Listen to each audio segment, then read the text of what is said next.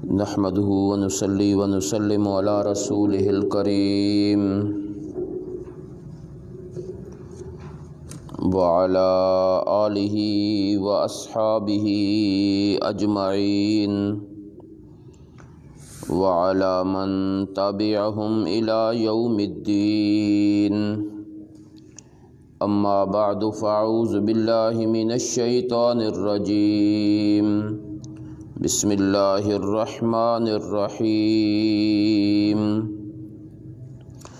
طاسین تلک آیات القرآن وکتاب مبین ھدی وبشری للمؤمنین الذین یقیمون الصلاۃ ویؤتون الزکاۃ وهم بالآخرۃ هم یوقنون. اللہم صلی علی محمد وعلی آل محمد کما صلیت علی ابراہیم وعلی آل ابراہیم انک حمید مجید. اللہم بارک علی محمد وعلی آل محمد کما بارکت علی ابراہیم وعلی آل ابراہیم انک حمید مجید. آج کا ہمارا سبق یہ سورہ نمل کی ابتدا اور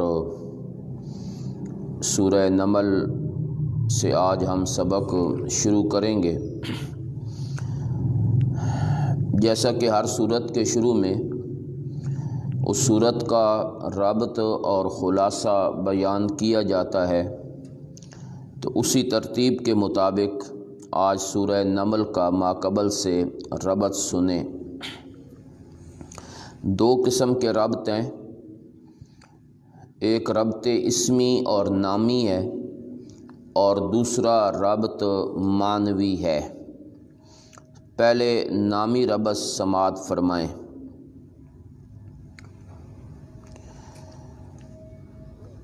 سورہ شعراء میں اس بات کا ذکر کیا گیا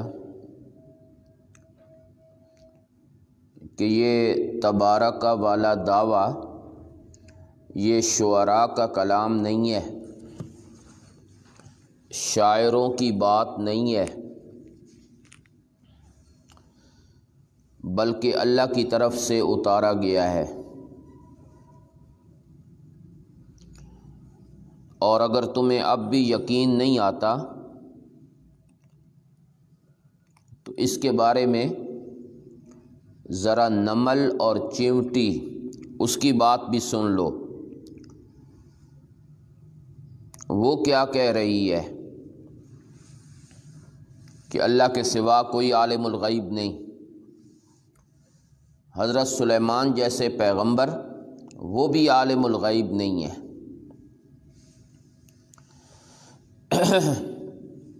یہ ایک ربط ہے نامی. اب دوسرا ربط سنیں جی. یہ بھی نامی ربط ہے، اسمی ربط ہے. سورہ شعراء کے اندر میں نے بتلایا تھا کہ وَلَا تَجْعَلْنَا مِثْلَ الشُّعَرَاءِ الَّذِينَ يَقُولُونَ مَا لَا يَفْعَلُونَ. ہمیں شعراء کی طرح مت بنانا جو بات کہتے ہیں لیکن اس پر عمل نہیں کرتے. وَجْعَلْنَا مِثْلَ النَّمْلِ فِي إِصْلَاحِ قَوْمِنَا. ہمیں اس چمٹی کی طرح بنا دینا جو اپنی قوم اور اپنے قبیلے کی اصلاح کرتی ہے. ہمارے اندر بھی یہ وصف رکھ دینا کہ ہم بھی اس چمٹی کی طرح اپنی قوم کی اصلاح کریں.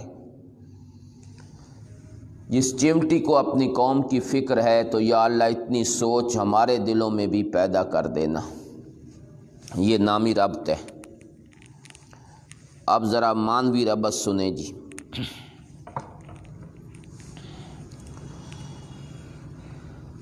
سورہ فرقان میں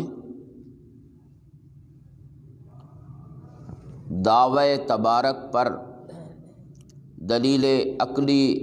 دلائل عقلیہ ذکر کیے گئے۔ سورہ شعراء میں اسی دعوے پر دلائل نقلیہ بیان ہوئے۔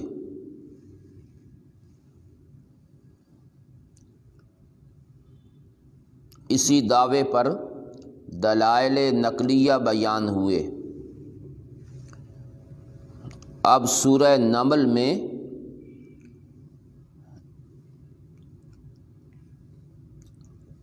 چار واقعات بیان کیے جائیں گے، اور ان واقعات کے ضمن میں اس دعوے کی دو علتیں بیان کی جائیں گی۔ یہ جو دعویٰ ہے تبارک والا کہ برکات دہندہ اللہ ہیں، تو اس دعوے کی دو علتیں بیان کی جائیں گی۔ کیوں ہے برکات دہندہ اللہ؟ یہ جو اللہ کی صفت ہے کہ برکات دہندہ صرف اللہ ہیں، اس کی علتیں کیا ہیں؟ تو اللہ سورہ نمل میں اس دعوے کی دو علتیں بیان کریں گے، اور اس کے لیے اللہ چار واقعات کا ذکر کریں گے۔ وہ علتیں کیا ہیں جی؟ پہلی علت، عالم الغیب صرف اللہ ہے۔ نمبر دو، کارساز اللہ ہیں۔ عالم الغیب بھی اللہ ہیں اور کارساز بھی اللہ ہیں، متصرف بھی اللہ ہیں۔ تو کیا نتیجہ نکلا کہ چونکہ عالم الغیب اللہ ہے، کارساز بھی صرف اللہ ہیں، تو اس لیے برکات دہندہ بھی وہی ہیں۔ تو برکات دہندہ کی دو علتیں بیان ہوں گی۔ اللہ کیوں برکات دہندہ ہیں؟ کہ عالم الغیب بھی وہی ہیں اور متصرف بھی وہی ہیں۔ یہ دو علتیں چار واقعات کے ضمن میں بیان ہوں گی۔ چار واقعہ، چنانچہ وہ واقعات آئیں گے تو میں وہ علتیں جو ہیں اس کی طرف نشاندہی کر دوں گا۔ خلاصہ جی، تمہید مع ترغیب،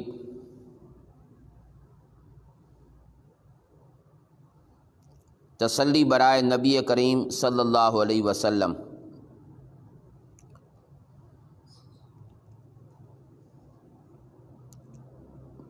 پہلے دو واقعات، اس میں پہلی علت بیان کی گئی۔ دو واقعات، اس میں پہلی علت بیان کی گئی کہ عالم الغیب اللہ ہیں۔ پھر اس کے بعد دو واقعات، اس میں دوسری علت بیان کی گئی کہ متصرف اللہ ہیں۔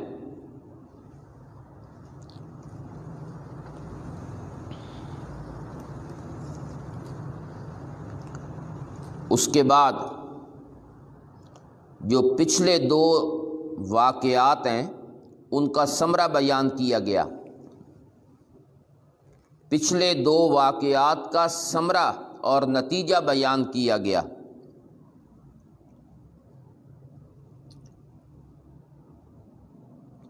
پھر دوسری علت پر 5 عقلی دلائل بیان کیے گئے۔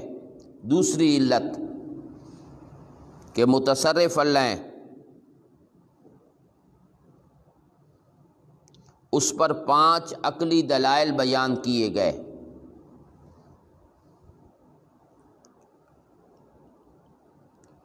اس کے بعد پہلے دو واقعات کا ثمرہ بیان کیا گیا۔ عالم الغیب ہونے والا جس کے لیے دو واقع بیان ہوئے، اس کا ثمرہ، نتیجہ۔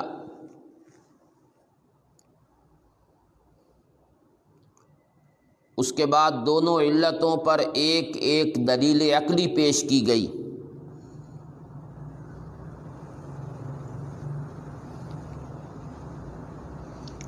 آخر میں بطور ثمرہ دونوں علتوں پر ایک ایک دلیل وحی پیش کی گئی، دونوں علتوں پر ایک دلیل وحی پیش کی گئی، اور بالکل سورت کے آخر میں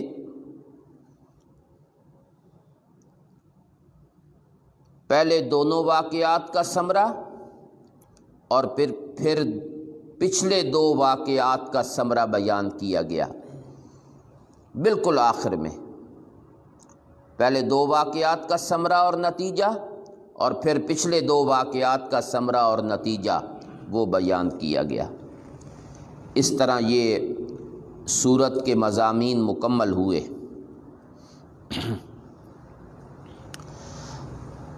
27ویں نمبر پہ ہے جی، اور ترتیب میں اس کا 48واں نمبر ہے۔ سورۃ النمل مکیہ ہے، نمل چیونٹی والی سورت، جس میں اللہ نے چیونٹی کا ذکر کیا۔ سورت کا نام ہی سورہ نمل رکھ دیا۔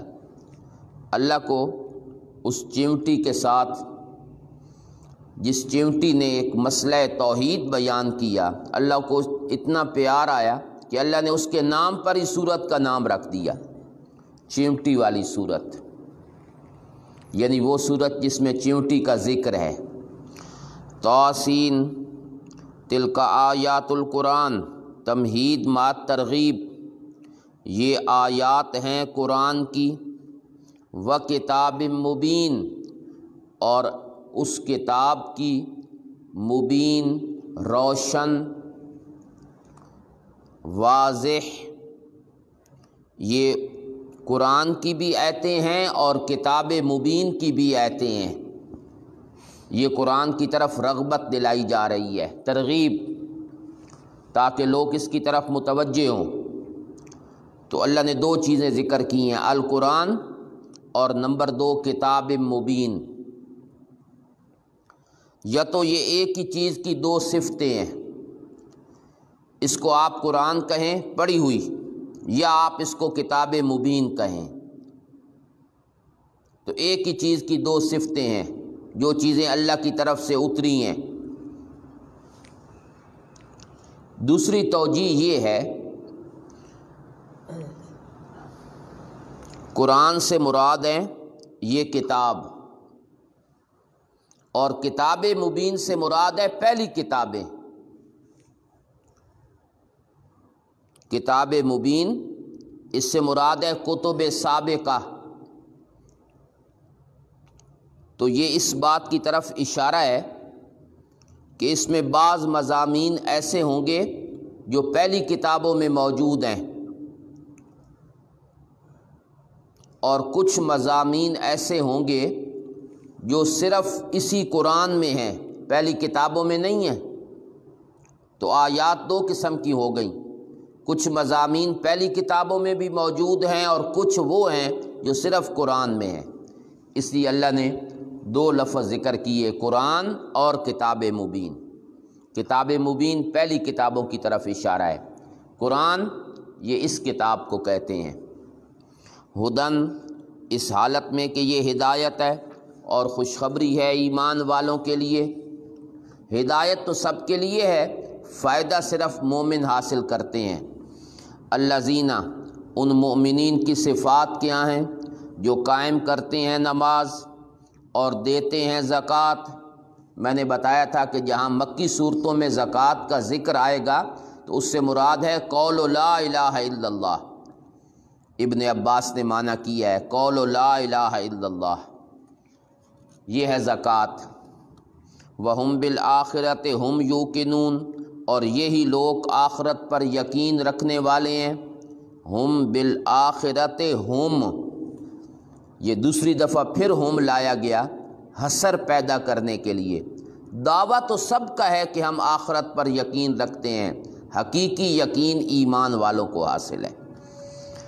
ان الذین، زجر ما تخویف اخروی، ان الذین لا یؤمنون بالآخرہ، بے شک وہ لوگ جو آخرت پر ایمان نہیں لاتے، زینا لہم اعمالہم، ہم نے ان کے اعمال ان کی نظروں میں خوشنما کر دیے، زینا ہم نے ان کے اعمال ان کی نظروں میں خوشنما بنا دیے۔ برے عمل مراد ہیں، کرتے برائی ہیں، سمجھ اس کو رہے ہیں کہ ہم نیکی کر رہے ہیں۔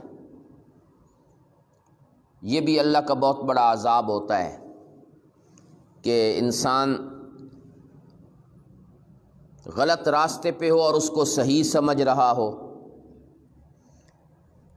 یہ اللہ جو مزین کرتے ہیں، خوبصورت بناتے ہیں، چونکہ فاعل حقیقی تو ہر چیز کے اللہ ہیں،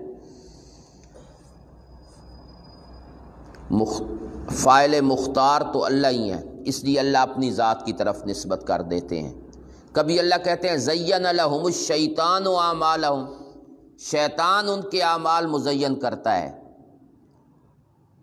تو وہ نسبت جو ہے وہ سبب کی طرف ہے، سبب تو شیطان ہی بنا ہے، تو فعل کی نسبت الگ الگ ہوتی ہے، کبھی فاعل حقیقی کی طرف، کبھی سبب کی طرف۔ رات میں نے دال کھائی تو میرے پیٹ میں بڑا درد ہوا، اب یہاں دال کی طرف نسبت ہو گئی، سبب بنا ہے۔ کچھ نے کہا یہ کیوں کہتے ہو کہ دال کھانے کی وجہ سے ہوا ہے؟ درد دینے والی ذات تو اللہ تبارک و تعالیٰ کی ہے، وہ فاعل حقیقی ہے، تو لہٰذا ان آیات میں کوئی تعارض نہیں ہے شیطان کی طرف یا اللہ کی طرف۔ فہم یعمہون، پس وہ اندھے بنے پھرتے ہیں، عمہن عقل کا اندھا۔ یہ نظروں کا جو اندھا ہونا ہے یہ کوئی عیب نہیں، اصل برائی یہ ہے کہ دل اندھا ہو جائے انسان کا۔ اولئک، ثمرہ نتیجہ، یہی وہ لوگ ہیں کہ ان کے لیے گندہ عذاب ہے برزخ میں، وہم فی الآخرۃ ہم الاخسرون، اور یہی لوگ آخرت میں الاخسرون بہت زیادہ خسارے والے ہوں گے۔ الاخسرون تمام لوگوں سے زیادہ ان کو خسارہ ہوگا، نقصان۔ وَإِنَّكَ لَتُلَقَّى الْقُرْآنَ، تسلی، تجھے دیا گیا ہے قرآن اس ذات کی طرف سے جو حکمت والی ہے اور علم والی ہے، اس کی طرف سے تجھے کتاب دی گئی ہے۔ اِنَّكَ لَتُلَقَّى الْقُرْآنَ، تجھے قرآن عطا کیا گیا ہے۔ یہ اس طرح کا ایک لفظ حضرت آدم علیہ السلام کے بارے میں بھی آیا ہے، فَتَلَقَّى آدم، آدم نے کلمے لے لیے، اور قرآن کی بات آئی تو اللہ کہتے ہیں لے نہیں لیا، تجھے دیا گیا ہے۔ یہ محبت کے لفظ ہوتے ہیں، محبت، پیار، جس کے ساتھ بہت محبت ہوتی ہے تو لوگ اٹھا اٹھا کر لوگ چیزیں اس کو دیتے ہیں۔ بچوں میں نا ماں کو جس کے ساتھ زیادہ محبت ہوتی ہے تو وہ خود اٹھا کے اس کے منہ میں رکھتی ہے، اور جس سے اتنی محبت نہیں ہوتی وہ خود اٹھاتا ہے، کہتی ہے لے لو لے لو۔ آدم نے لے لیے اور میرے نبی کو قرآن دیا گیا، تجھے عطا کیا گیا۔ اذ قال موسیٰ لأہلہ، اس قرآن میں یہ واقعہ بھی ہے، جو قرآن آپ کو دیا گیا ہے اس میں یہ واقعہ بھی ہے۔ اب یہ واقعہ ہے جی پہلا، اور اس کا تعلق پہلی علت کے ساتھ ہے۔ تبارک والا جو دعویٰ ہے کہ برکات دہندہ اللہ ہیں،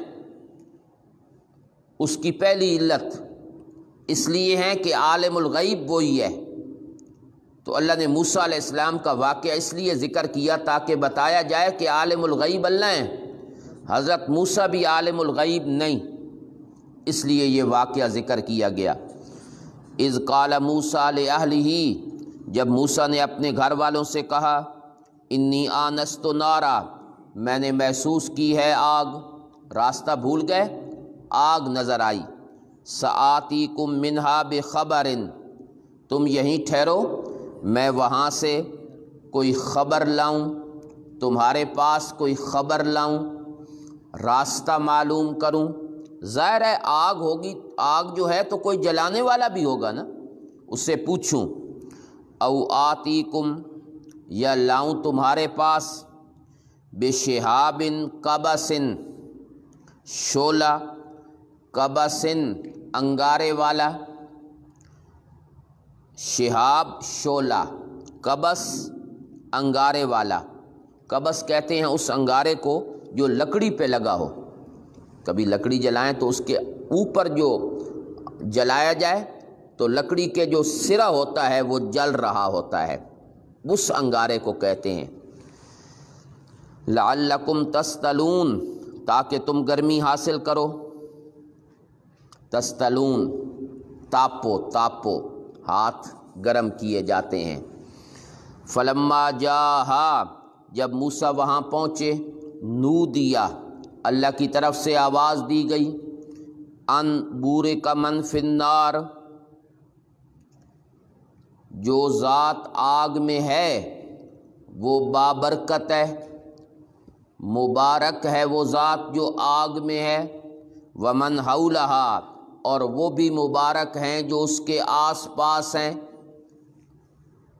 نودیا ان، یہ ان مخفف من المثقل ہے، اور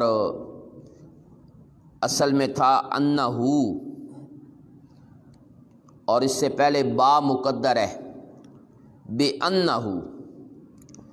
اب معنی کھلے گا جی، نودیا بے انہو، ان لفظوں کے ساتھ آواز دی گئی، بے انہو، ان لفظوں کے ساتھ، کہ قصہ یہ ہے، ضمیر انہو کی ضمیر شان ہے، شان اور واقعہ یہ ہے کہ جس کو تم آگ سمجھ رہے ہو، میرے پیغمبر وہ آگ نہیں ہے، اس آگ میں جو ہے وہ بابرکت ہے، رب کا نور تجلی وہ بھی بابرکت، اور جو اس کے آس پاس ہیں وہ بھی بابرکت، فرشتے، خود حضرت موسیٰ علیہ السلام، ان پر بھی اللہ کی برکتیں ہیں، فرشتے بھی مبارک ہیں، برکات دہندہ تو اللہ ہیں، یہ مظہر ہیں اللہ کی برکت کے، موسیٰ علیہ السلام، فرشتے جو آگ کے آس پاس ہیں، یہ بابرکت ہیں۔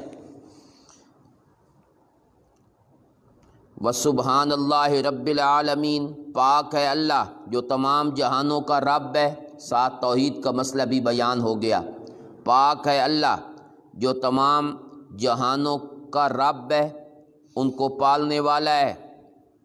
یا موسیٰ جس کو آگ سمجھ رہے ہو یہ آگ نہیں، انہو ان اللہ، بے شک میں اللہ ہوں، العزیز غالب، الحکیم حکمت والا۔ آواز آئی، کوئی کلام تھا بلا کیف، میں اللہ ہوں، جن سے تیری باتیں ہو رہی ہیں وہ رب ہے، رب۔ یہ آواز کسی فرشتے کی نہیں ہے، یہ کسی اور چیز کی نہیں ہے، یہ رب کی آواز ہے۔ اننی ان اللہ، وہاں اننی ان اللہ اور یہاں انہو ان اللہ، ایک ہی بات ہے۔ وَأَلْقِ عَصَاكَ، اپنی لاٹھی ڈالو، جب دیکھا اس کو، تہتزو، کہ وہ بھاگ رہی ہے، گویا کہ وہ پتلا سانپ ہے، تیزی ایسی ہے، وَلَّا مُدْبِرًا، پیٹھ دے کر بھاگ کھڑے ہوئے، وَلَمْ يُعَقِّبْ، پیچھے مڑ کر بھی نہ دیکھا۔ عالم الغیب تو اللہ ہی ہے نا جی، موسیٰ علیہ السلام بھی عالم الغیب نہیں کہ یہ کیا ہو رہا ہے، لاٹھی سانپ بن گئی، ڈر کے بھاگ گئے، جو بھاگنے والے ہوں وہ عالم الغیب نہیں ہوا کرتے۔ وَلَمْ يُعَقِّبْ، پیچھے مڑ کر بھی نہ دیکھا۔ سانپ کا خوف بڑا ہوتا ہے جی، سانپ، انسان غیر اختیاری طور پہ اتنا ڈر جاتا ہے کہ انسان کی کیفیت ہی عجیب ہو جاتی ہے، تو وہی کیفیت موسیٰ علیہ السلام کی بھی بن گئی، انہیں علم نہ ہوا کہ یہ معجزہ ہے یا سانپ ہے۔ وَلَمْ يُعَقِّبْ، بھاگ کھڑے ہوئے۔ دوسرا معنی ہے جی وَلَمْ يُعَقِّبْ، موسیٰ علیہ السلام پیٹھ دے کر بھاگ کھڑے ہوئے، وَلَمْ يُعَقِّبْ، حالانکہ سانپ وہ تو پیچھے نہیں آ رہا تھا، ولم یعقب، سانپ تو اپنی جگہ پہ تھا، وہ تو پیچھے نہیں آ رہا تھا کہ دوڑ پڑے موسیٰ علیہ السلام کے پیچھے، ایسا نہیں ہوا۔ یا موسیٰ، ہم نے کہا اے موسیٰ لا تخف، ڈریے نہیں، انی لا یخاف لدی المرسلون، اس لیے کہ میرے پاس میرے حضور المرسلون جو نبی ہوتے ہیں نا وہ ڈرتے نہیں ہیں۔ انی لا یخاف لدی المرسلون، رسول اور پیغمبر وہ میرے حضور ڈرتے نہیں ہیں، یعنی انہیں نقصان نہیں ہوتا۔ لا یخاف اے لا یتضرر،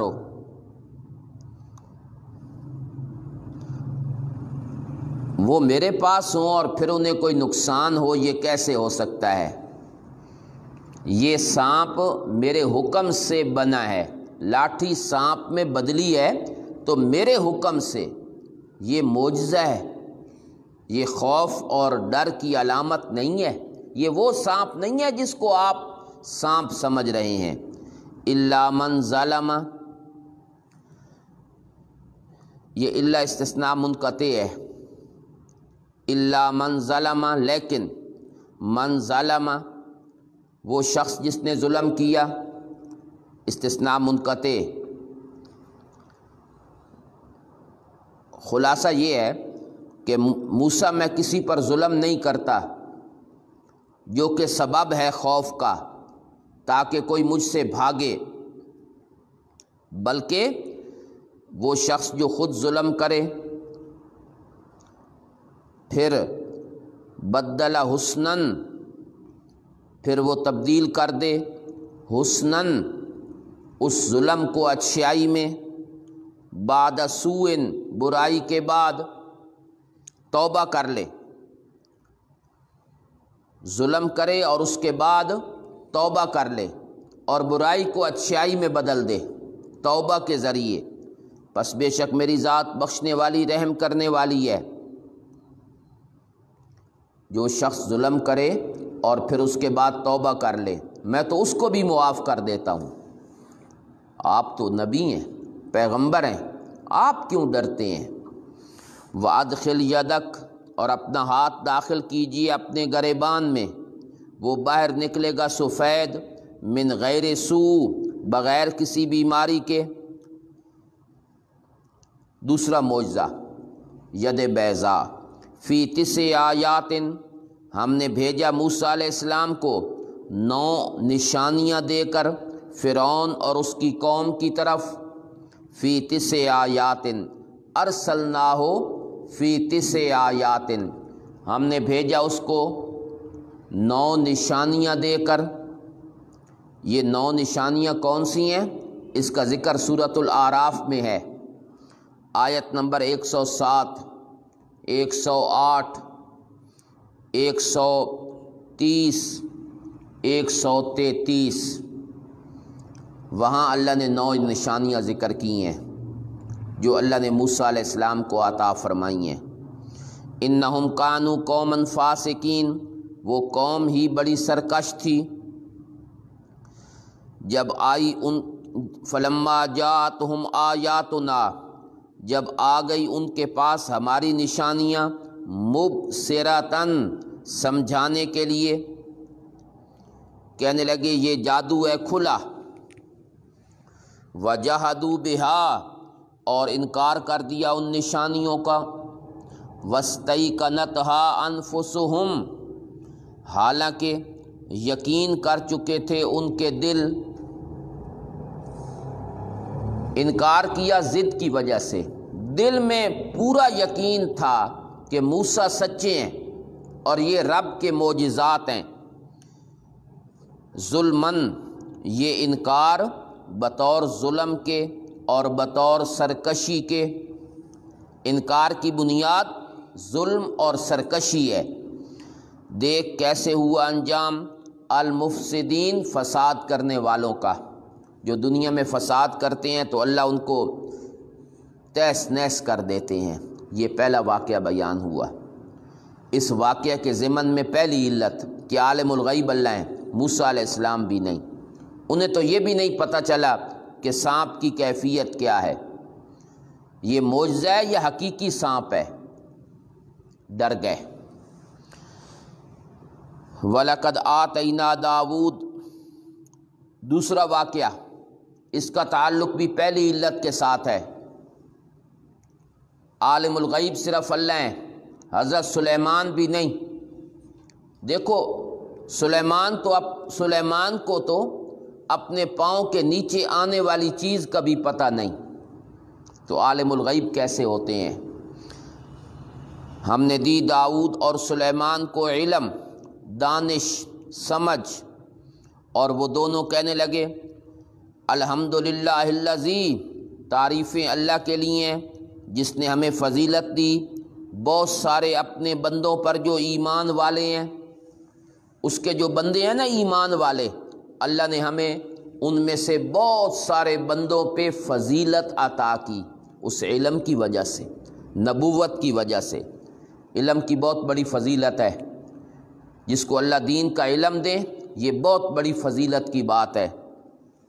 سلیمان وارث بن گئے داؤد کے، یہ وراثت علمی ہے، ورنہ حضرت داؤد کے تو 18 بیٹے تھے، اگر مالی وراثت ہوتی تو صرف سلیمان کیوں وارث بنے، پھر باقی بیٹے بھی بننے چاہیے۔ انبیاء کی وراثت نہیں ہوتی مالی، یہاں وراثت سے مراد ہے علمی وراثت۔ اور سلیمان علیہ السلام نے کہا اے لوگو علمنا منطق الطیر، مجھے پرندوں کی بولی سکھلا دی گئی ہے۔ یہ تحدیث نعمت کے طور پہ، اللہ کے شکر کے طور پہ کہنے لگے کہ مجھے پرندوں کی بولی سکھلا دی گئی ہے۔ کیا مطلب پرندوں کی بولی سکھلا دی گئی ہے؟ پرندوں کی بولی کی مجھے سمجھ آتی ہے، یہ نہیں کہ میں پرندوں کی طرح بولتا ہوں، نہ، ان کی سمجھ۔ علمنا فہم منطق الطیر، فہم منطق الطیر، پرندوں کی بولی کی سمجھ وہ اللہ نے مجھے دے دی ہے۔ وَأُوتِينَا مِن كُلِّ شَيْءٍ، اور ہمیں دیا گیا ہے من کل شیء، ہر چیز میں سے جو مناسب چیزیں ہیں، حکومت کے مناسب، سلطنت کے مناسب، وہ چیزیں اللہ نے ہمیں عطا کر دی ہیں۔ اوتینا، ہمیں دی گئی ہیں۔ یہ کل شیء سے مراد استغراق عرفی ہے، استغراق عرفی، وہ چیزیں جو مناسب ہیں۔ بے شک یہ بہت بڑا فضل ہے میرے اللہ کا، الفضل المبین۔ وحشر علی سلیمان جنودہ، اور سلیمان کے لیے اس کے لشکر اکٹھے کیے گئے۔ من الجن، وہ لشکر جنوں کا بھی ہے، انسانوں کا بھی ہے اور پرندوں کا بھی ہے۔ فہم یوزعون، پس وہ یوزعون، روکے گئے، روکے جاتے تھے۔ یوزعون ایک معنی ہے جی روکا جانا، دوسرا معنی ہے یوزعون، وہ تقسیم کیے جاتے تھے۔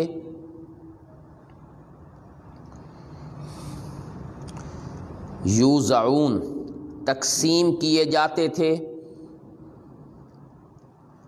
ہر لشکر کا الگ الگ، جنوں کا الگ، انسانوں کا الگ، پرندوں کا الگ، پھر ان پہ ایک نمبردار مقرر کیا جاتا تھا، مانیٹر، جو ان کی نگرانی کرتا تھا۔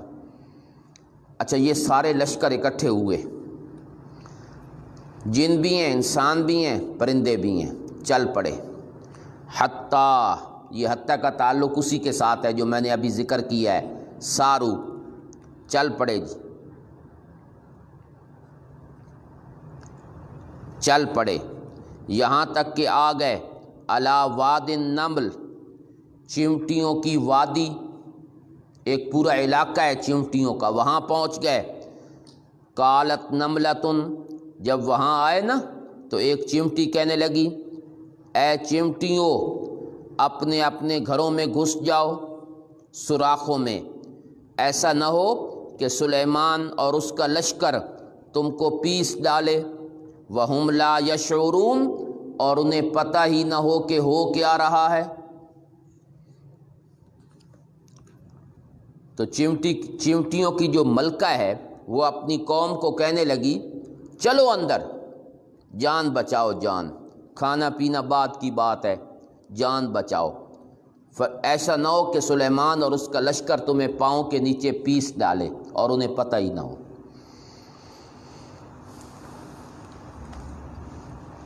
سلیمان کو تو اپنے پاؤں کے نیچے آنے والی چیز کا بھی پتہ نہیں، تو وہ عالم الغیب کیسے ہو سکتے ہیں؟ چمٹی نے یہ عقیدہ بیان کیا، قرآن نے اس کا ذکر کیا۔ بہت سمجھدار چمٹی تھی، ملکہ تھی، ملکہ، اس کو بڑی فکر تھی اپنی قوم کی اور رعیت کی۔ بادشاہ ایسے ہی ہوتے ہیں، ان میں یہ خوبی ہونی چاہیے کہ اپنے عوام کی پرواہ کرنے والے ہوں۔ پھر چمٹی کا جو کلام ہے نا، اس میں بلاغت اور فصاحت دیکھیں، اس کی فصاحت کا ذرا اندازہ لگائیں کہ کتنی فصیح الفاظ جو بولے ہیں نا، اس میں بہت ساری چیزیں چمٹی نے جمع کر دی ہیں۔ مثلا میں بتلاتا ہوں، لفظ یا یہ ندا کے لیے ہے، یا نادت، پھر کہا ایوہا، یہ تنبہت، متنبہ کرنے کے لیے، صرف آواز نہیں دی، ساتھ عقل کو بھی جھنجھوڑا۔ یا جو ہے یہ نادت، ایوہا تنبہت، آگے ہے النمل، عینت، معین کیا چیز کو، کس کو بات کی جا رہی ہے؟ ادخلو، آگے لفظ ہے ادخلو، امرت، اس میں امر بھی آ گیا، لا یحتمنکم، نہت وحذرت، ڈرا بھی دیا، سلیمان، خست، تخصیص بھی کر دی، جنودہ، عمت، تخصیص تعمیم دونوں، یہ بلاغت کے قانون ہیں، تخصیص بھی تعمیم بھی، ہم، اشارت، اشارہ بھی کر دیا ضمیر لا کر، لا یشعرون، عذرت، معذرت بھی کر دی کہ یہ اس لیے لتاڑ دیں گے کہ انہیں پتہ نہیں ہوگا، ان کی طرف سے معذرت بھی کر دی۔ ایک ہی آیت میں بہت ساری چیزیں جمع ہو گئیں۔ یہ فصاحت اور بلاغت کے سارے قوانین اس چمٹی کی گفتگو میں جمع ہو گئے۔ فتبسم ضاحکا من قولہا، دیکھیں زندہ پیغمبر ہے، اپنے پاؤں کے نیچے آنے والی چیز کا بھی اسے پتہ نہیں ہے، اور جب فوت ہو جائیں اور قبر کے اندر چلے جائیں پھر دیکھتے ہیں جی میری قبر پہ آیا کون ہے، انہیں معلوم ہوتا ہے کہ کون میری قبر پہ آیا ہوا ہے، کس نے سلام کیا ہے، سلام بھی سنتے ہیں، جواب بھی دیتے ہیں۔ خدا را قرآن پہ غور کرو، قرآن پہ، قرآن کے عقائد اور نظریات پہ غور کرو۔ زندہ پیغمبر، لشکر بھی ساتھ ہے، اور چمٹی کہتی ہے کہ انہیں پتہ نہیں ہوگا کہ پاؤں کے نیچے کیا چیز آئی ہے، تو مرنے کے بعد کیسے دیکھنے لگ جاتے ہیں؟ موت کے بعد کیسے انہیں معلوم ہوتا ہے کہ قبر پہ کون آیا اور کون نہیں آیا؟ فتبسم ضاحکا من قولہا، مسکرا پڑے، ضاحکا، ہنستے ہوئے، اس چمٹی کی بات سن کر، چھوٹی سی ہے اور کتنی بڑی بات کر رہی ہے، اس کی بات سن کر حضرت سلیمان مسکرا پڑے، حالانکہ اس نے کیا بات کی تھی کہ سلیمان کو پاؤں کے نیچے آنے والی چیز کا پتہ نہیں ہوگا، لا یشعرون، تو یہ تو بظاہر حضرت سلیمان کی شان میں کمی ہو رہی ہے کہ وہ جانتے نہیں ہیں۔ اللہ فرماتے ہیں یہ لفظ سن کر حضرت سلیمان ناراض ہونے کے بجائے مسکرا کر ہنسنے لگ گئے خوشی کی وجہ سے۔ شکر ہے میرے اللہ کہ تو نے وہ مسئلہ چمٹی کو سمجھا دیا ہے جو میں لوگوں کو سمجھانے کے لیے آیا تھا۔ فتبسم ضاحکا من قولہا، ہنس کر تبسم کیا اس کی بات کو سن کر، اور کہنے لگے اے رب مجھے توفیق دے کہ میں شکر کرتا رہوں تیری اس نعمت کا جو تو نے مجھ پہ کی ہے اور میرے ماں باپ پر، اور اس شکر کی صورت یہ ہے کہ میں نیک عمل کرتا رہوں جس کو تو پسند کرے، اور مجھے داخل کر اپنی رحمت میں، اپنی رحمت کے ساتھ اپنے نیک بندوں میں داخل کر دے۔ شکر ہے میرے اللہ کہ تو نے مجھ پر کتنی نعمتیں کی ہیں، چمٹی کی بات بھی مجھے سمجھا دی، اور چمٹی کو یہ بھی پتہ چل گیا کہ سلیمان اور اس کا لشکر یہ قصداً کسی پہ ظلم نہیں کرتے، لا یشعرون، اگر وہ ہمیں لتاڑ دیں گے تو ان کو پتہ نہیں ہوگا۔ اللہ کے پیغمبر ہیں سلیمان، لشکر میں انسان بھی ہیں جنات بھی ہیں، وہ بھی ظلم نہیں کرتے قصداً، تو میرے نبی کے یار کیسے ظلم کریں گے کسی پر جی؟ میرے نبی کے جو یار ہیں صحابی ہیں وہ کیسے ظلم کریں گے؟ تو اس لیے تفسیر مظہری نے یہاں لکھا ہے جی ویل للروافض، ہلاکت ہے رافضیوں کے لیے، لم یشعروا شعر النمل، ان کو اتنا عقل بھی نہیں آیا جتنا اللہ نے چمٹیوں کو دے دیا۔ ویل للروافض لم یشعروا شعر النمل حیث ینسبون الظلم الی اصحاب رسول اللہ، کہ وہ ظلم کی نسبت نبی کے یاروں کی طرف کرتے ہیں۔ ہلاکت ہے، اللہ کرے مر جائیں یا اللہ ہدایت دے دیں۔ وتفقد الطیر، اور حضرت سلیمان نے پرندوں کی حاضری لگائی۔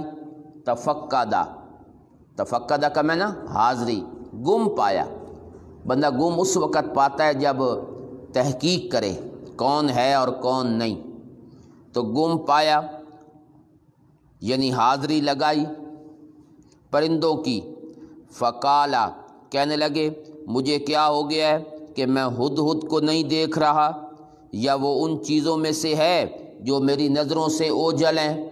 عالم الغیب کیسے ہو سکتے ہیں؟ جن کو حدود نظر نہ آئے اور جنہیں پتہ نہ ہو کہ حدود کہاں ہے، وہ عالم الغیب کیسے ہو سکتا ہے؟ میں اس کو سخت سزا دوں گا، یا ہو سکتا ہے میں اس کو ذبح ہی کر دوں، یا وہ میرے پاس لائے گا سلطان مبین، اپنی غیر حاضری کی معقول وجہ، کوئی دلیل کہ میری اجازت کے بغیر کہاں چلا گیا۔ فمکث غیر بعید، زیادہ دیر نہ گزری، آ گئے ہدہد، اور آ کے فوراً کہنے لگا احطت بما لم تحط بہ، میں وہ چیز جانتا ہوں جس کو آپ نہیں جانتے۔ احطت بما لم تحط بہ اے علمت ما لم تعلم، میں وہ جانتا ہوں جس کو آپ نہیں جانتے۔ تفسیر خازن۔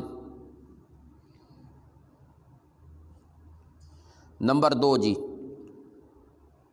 بلغت ما لم تبلغ انت ولا جنودک، میں وہاں تک پہنچ آیا ہوں جہاں آپ اور آپ کے لشکر ابھی نہیں پہنچے۔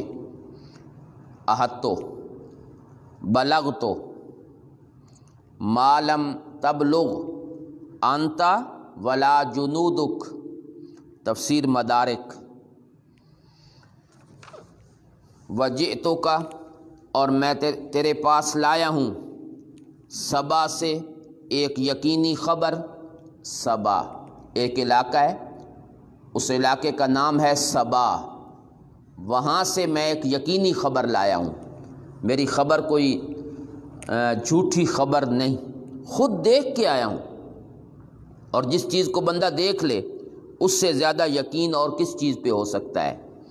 انی وجدت، تو اب حالات سنو، میں نے پایا وہاں ایک عورت کو جو ان پہ حکومت کرتی ہے، وَأُوتِيَتْ مِنْ كُلِّ شَيْءٍ، اور اس عورت کو ہر قسم کی چیز دی گئی ہے، ہر قسم کی چیز، یعنی وہ چیزیں جو حکومت کے مناسب ہیں، ما یحتاج الیہ الملوک، جن کی بادشاہوں کو ضرورت ہوتی ہے۔ تفسیر خازن۔ ما یلیق بہا، تفسیر مدارک، مناسب چیزیں۔ ولہا عرش عظیم، اور اس کا تخت ہے بہت بڑا،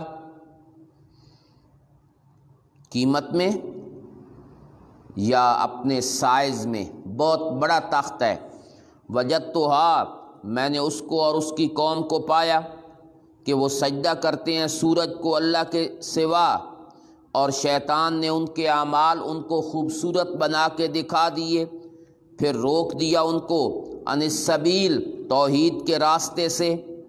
السبیل اے سبیل التوحید، تفسیر مدارک، توحید کے راستے سے۔ فہم لا یہتدون، پس وہ راہ پر نہیں آتے۔ شیطان نے سورج کو معبود بنا کے دکھا دیا اور وہ سورج کا سجدہ کرتے ہیں۔ کیوں نہیں سجدہ کرتے اللہ کا؟ کیا مصیبت ہے، کیا تکلیف ہے کہ وہ اللہ کا سجدہ نہیں کرتے؟ وہ ذات یخرج الخبء، جو نکالتی ہے پوشیدہ چیز، جو آسمانوں میں اور زمین میں، پوشیدہ چیز، زمین سے دانے، آسمان سے بارش، ستارے، روزی، وہ نکالتی ہے۔ چونکہ حدود کا کام بھی یہی تھا کہ زمین کے اندر چیزیں نکالتا ہے، ٹھونک مار مار کے نا، پانی، دانے، تو اس کے مناسب دلیل ذکر کی۔ اللہ نکالتا ہے پوشیدہ چیز جو زمین میں ہے، اور اللہ جانتا ہے جو تم چھپاتے اور جو تم ظاہر کرتے ہو۔ حدود تقریر کر رہا ہے۔ اللہ کے اندر دو صفتیں ہیں، متصرف بھی وہی ہے، عالم الغیب بھی وہی ہے۔ تو پھر نتیجہ کیا ہوا؟ اللہ لا الہ الا ہو، اس کے سوا کوئی الہ نہیں، وہ رب ہے عرش عظیم کا۔ قالا، حضرت سلیمان نے کہا، سننظر، ہم دیکھیں گے تو سچ کہہ رہا ہے یا جھوٹوں میں سے ہے، ہم معلوم کر لیتے ہیں۔ بڑی تقریر کر رہا ہے، ذرا دیکھتے ہیں اس کی حقیقت کیا ہے۔ اذهب بکتابی ھذا، میرا یہ خط لے جاؤ، یہ ان کو جا کے دے دو۔ فَأَلْقِهْ إِلَيْهِمْ، ان کو جا کے دے دو، ڈال آؤ۔ ثُمَّ تَوَلَّ عَنْهُمْ، پھر خود ذرا پیچھے ہٹ کے بیٹھ جانا، دیکھنا ماذا یرجعون، وہ آپس میں کیا سوال و جواب کرتے ہیں۔ ماذا یرجعون، میرا خط پڑھنے کے بعد آپس میں کیا کہتے ہیں ایک دوسرے کو، ذرا دیکھنا۔ چنانچہ حدود خط لے گیا۔ وہ ملکہ سبا، لوگ کہتے ہیں بلقیس اس کا نام تھا، وہ ایک جگہ پہ آرام کر رہی تھی۔ حدود نے وہ خط اس کے سینے پہ رکھ دیا اور خود روشن دان میں جا کے بیٹھ گیا کہ دیکھوں کہ کرتی کیا ہے۔ جب اٹھی نا اور خط پڑھا تو حیران ہو گئی۔ قالت، کہنے لگی، اے میرے درباریو، انی القی الیہ، آج میری طرف بھیجا گیا ہے کتاب کریم، ایک باعزت خط۔ کریم، باعزت، یہ کوئی عام خط نہیں ہے۔ ظاہر ہے سلیمان علیہ السلام بادشاہ، اللہ کے نبی، ان کا خط تو عزت والا تو ہوگا، پھر مضمون بھی بڑی عزت والا ہے۔ انہ من سلیمان، خط کا مضمون کیا ہے؟ یہ سلیمان کی طرف سے ہے۔ وَإِنَّهُ، اور بے شک، بسم اللہ الرحمن الرحیم، شان یہ ہے کہ میں اس کو شروع کرتا ہوں اللہ کے نام سے، مدد اللہ کے نام سے مانگتا ہوں۔ پہلے جملے میں ہی توحید کا بیان، انہو بسم اللہ الرحمن الرحیم، مدد اللہ کے نام سے، آغاز اللہ ہی کے نام سے۔ اللہ تعالی علیہ، میرے مقابلے میں سرکشی نہ کرنا، اور آ جاؤ میرے پاس مسلمین موحد بن کر، آ جاؤ میرے پاس موحد بن کر، توحید مانتے ہوئے۔ بس 2 جملوں پر مشتمل ہے جی، ایک بسم اللہ اور اللہ تعالی علیہ واتونی مسلمین۔ مقصودی بات، قالت، کہنے لگی، اے میرے درباریوں، افتونی فی امری، مجھے مشورہ دو میرے معاملے میں، کہ سلیمان کا خط آیا ہے، اب کیا کرنا ہے اس کے بارے میں مجھے مشورہ دو۔ ما کنت قاطعۃ امرا، تمہیں پتہ ہے کہ میں کسی چیز کا فیصلہ نہیں کرتی جب تک کہ تشہدون، تم حاضر نہ ہو جاؤ، تم سے مشورہ نہ لے لوں۔ میں کسی معاملے کے بارے میں کوئی فیصلہ نہیں کرتی۔ ما کنت قاطعۃ امرا،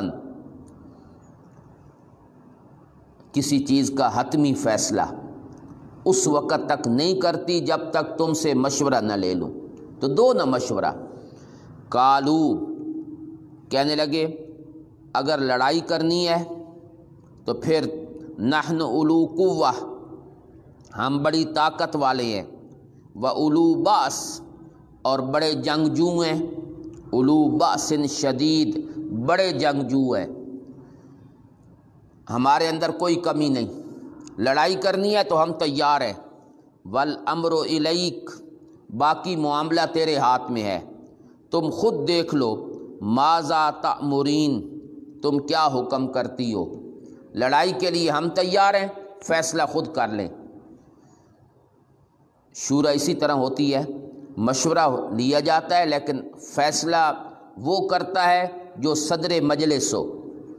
شورا کا ایک ذمہ دار ہوتا ہے نا، تو اصل فیصلے کی قوت ذمہ دار کے ہاتھ میں ہوتی ہے، وہ جو کر دے دوسروں کو ماننا پڑتا ہے، مشورہ لے لیکن حتمی فیصلہ اسی نے کرنا ہے۔ قالت، کہنے لگی، ان الملوک، بادشاہ جب داخل ہوتے ہیں بستیوں میں، افسدوہا، تہ و بالا کر دیتے ہیں اس کو، فساد برپا کر دیتے ہیں، اور وہاں کے جو باعزت لوگ ہوتے ہیں ان کو ذلیل بنا دیتے ہیں۔ اعزت اہلہا اذلہ، وہاں کے جو باعزت لوگ ہوتے ہیں ان کو ذلیل کر دیتے ہیں۔ وَكَذَلِكَ يَفْعَلُونَ، لگتا ہے یہ بھی اسی طرح کریں گے۔ تم جو کہتے ہیں لڑنا ہے، اگر وہ یہاں آ گئے اور ان کو مل گیا غلبہ تو پھر یہ ہوگا کہ فساد بھی ہوگا، اور تم جو آج بڑی مونچھیں شوچھیں رکھ کے پھر رہے ہو، یہ کاٹ دیں گے تمہاری مونچھیں، تمہاری پگڑیاں اچھال دی جائیں گی۔ بادشاہ جب داخل ہوتے ہیں تو اسی طرح کرتے ہیں، یہ بادشاہوں کی صفت ہے۔ نبی اور ہوتے ہیں جی، پیغمبروں کا دستور اس سے مختلف ہوتا ہے، وہ عزت والوں کو ذلیل نہیں کرتا، ان کو مزید عزتیں عطا کرتا ہے۔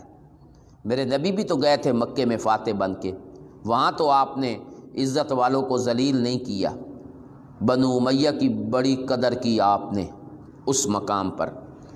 ابو سفیان مسلمان ہوا تو میرے نبی نے فرمایا، من دخل دار ابی سفیان فہو آمن، جو ابو سفیان کے گھر میں چلا گیا میں نے اس کے لیے امن کا اعلان کر دیا۔ آپ نے عزتیں دی ان کو۔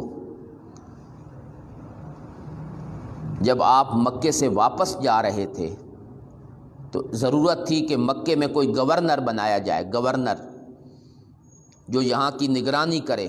بڑے بڑے قریشی موجود تھے، لیکن میرے نبی نے گورنر کے لیے جس شخصیت کا انتخاب کیا وہ بنو امیہ کا ایک فرد ہے، عتاب ابن اسید رضی اللہ تعالیٰ عنہ۔ صرف 18 سال عمر ہے اس کی، صرف 18 سال، اور آپ نے اس کو مکے کا گورنر بنا دیا۔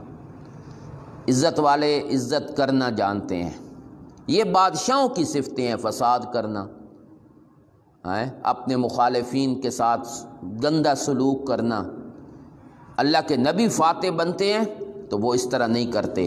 یہ وہ ملکہ سبا نے اپنے حالات دیکھے ہوئے تھے۔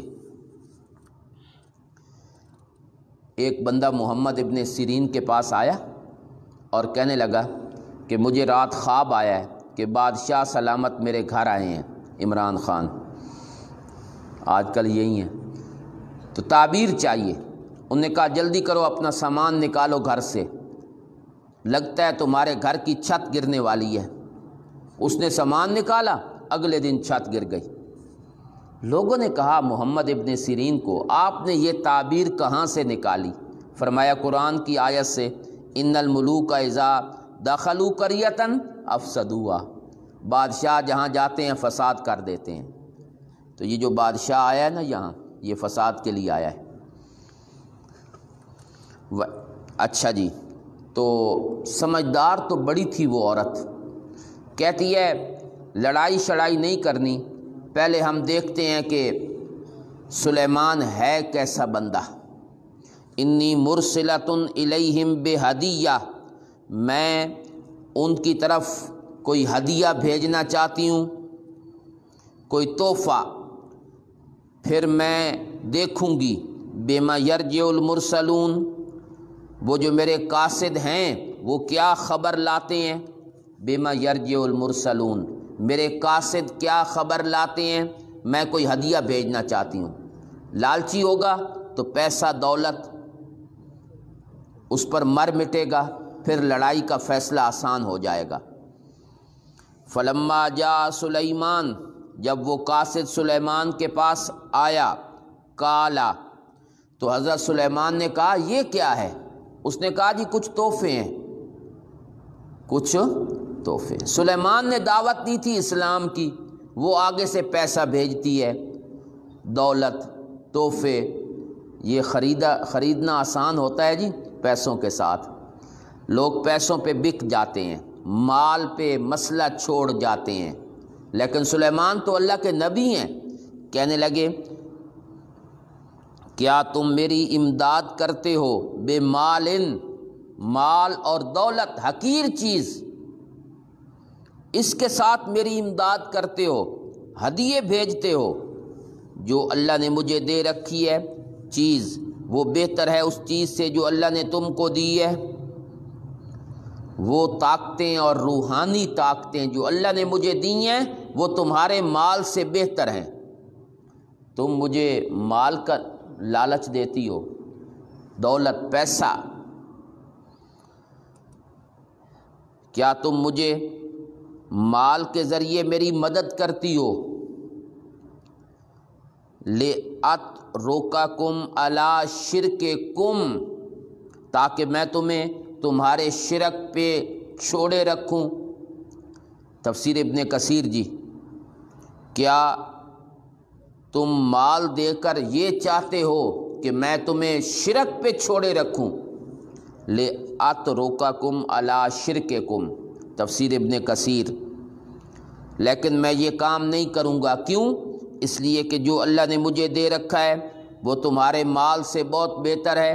اللہ نے مجھے علم، نبوت، بل انتم بہدیتکم تفرحون، چلو تم اپنے ہدیوں کے ساتھ خوشی مناؤ، میں دنیاوی بادشاہ نہیں ہوں جو مال کا بھوکا ہوں، تم اپنے ہدیوں کے ساتھ خوشیاں مناؤ۔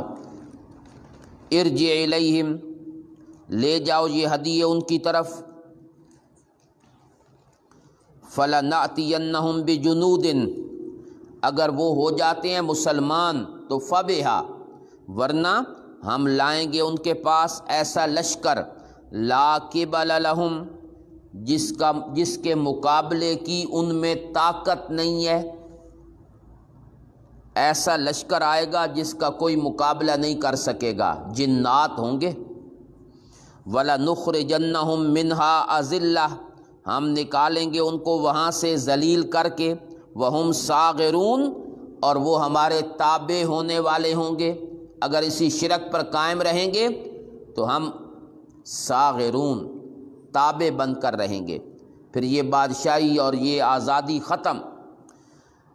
قال القصہ، سلیمان نے یہ بھی کہا کہ اے میرے درباریوں، کون لائے گا تم میں سے اس کا تخت قبل ان یاتونی، اس سے پہلے کہ وہ میرے پاس آ جائیں، مسلمین مسلمان بن کر۔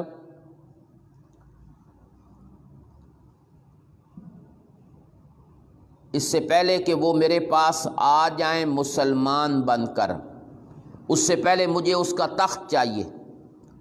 وہ تخت جو بلقیس کا ہے، ملکہ سبا کا، وہ کون لائے گا؟ یہ سلیمان علیہ السلام تخت منگوانا چاہتے ہیں۔ قال عفریت من الجن، ایک بڑے جن نے کہا، عفریت دیو، بہت بڑا جن، میں لاتا ہوں اس سے پہلے کہ آپ اپنی مجلس سے ابھی اٹھیں گے بھی نہیں، اس سے پہلے لاتا ہوں۔ وَإِنِّي لَعَلَيْهِ لَقَوِيٌّ، اور میں اس بات پہ لَقَوِيٌّ مضبوط بھی ہوں، امین امانت والا بھی، طاقت بھی ہے امانت بھی ہے۔ تخت میں کوئی چھیڑ چھاڑ نہیں کروں گا، جس طرح ہوگا اسی طرح لاؤں گا۔ قاصد میں دو چیزیں ہوتی ہیں، کام کرنے کی صلاحیت اور امانت، میرے اندر دونوں چیزیں موجود ہیں۔ کالا، وہ شخص کہنے لگا جس کے پاس کتاب کا علم تھا کہ میں لاؤں گا اس تخت کو اس سے پہلے کہ ابھی آپ کی طرف آنکھ بھی جھپکے گی نہیں، قبل ان یرتد الیک طرفک، یہ جو آنکھ کی پتلی ہے اور کنارہ ہے یہ ابھی واپس نہیں آئے گا، یعنی بندہ یوں جھپکتا ہے نا آنکھ تو وہ دوبارہ دونوں پلکیں ملتی ہیں، تو اس ملنے سے پہلے میں تخت لے آؤں گا، آنکھ جھپکنے سے پہلے۔ دو رائے آ گئی، ایک جن ہے وہ کہتا ہے اٹھنے سے پہلے، ایک وہ شخص ہے جس کے پاس کتاب کا علم ہے، وہ کہتا ہے میں آنکھ جھپکنے سے پہلے لاؤں گا۔ جن نے تو تھوڑی سی تاخیر کی، مجلس قائم ہونے کے بعد، مجلس ختم ہونے کے بعد تخت یہاں موجود ہوگا، لیکن جس کے پاس کتاب کا علم ہے وہ کہتا ہے آنکھ جھپکنے سے پہلے لاؤں گا۔ یہ کون ہے جس کے پاس کتاب کا علم ہے؟ اس کے بارے میں 3 قول کیے گئے ہیں۔ ایک قول ہے حضرت سلیمان کا وزیر آصف بن برخیہ، ایک قول، یہ مرجو قول ہے،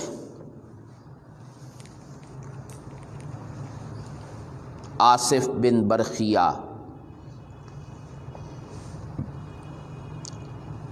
چلو زیادہ سے زیادہ اس کی کرامت ہو سکتی ہے کہ اتنی جلدی لائے، لیکن کرامت تو کسی کے ہاتھ میں نہیں۔ نمبر 2، اس سے مراد حضرت جبریل امین ہے جس کے پاس کتاب کا علم ہے، جو آسمانی کتابیں لاتا ہے، جبریل امین مراد ہے۔ میں لاتا ہوں آنکھ جھپکنے سے پہلے، اور جبریل کو تو اللہ نے بڑی طاقت دی ہے۔ دوسرا قول، حضرت صاحب نے اسی کو ترجیح دی ہے کہ جبریل امین مراد ہیں۔ تیسرا قول، خود حضرت سلیمان مراد ہیں۔ وہ شخص کہنے لگا جس کے پاس کتاب کا علم ہے، اس کتاب سے مراد یا تو آسمانی کتاب ہے یا خط، اور جو بھیجا تھا جس کا پتہ حضرت سلیمان کو تھا۔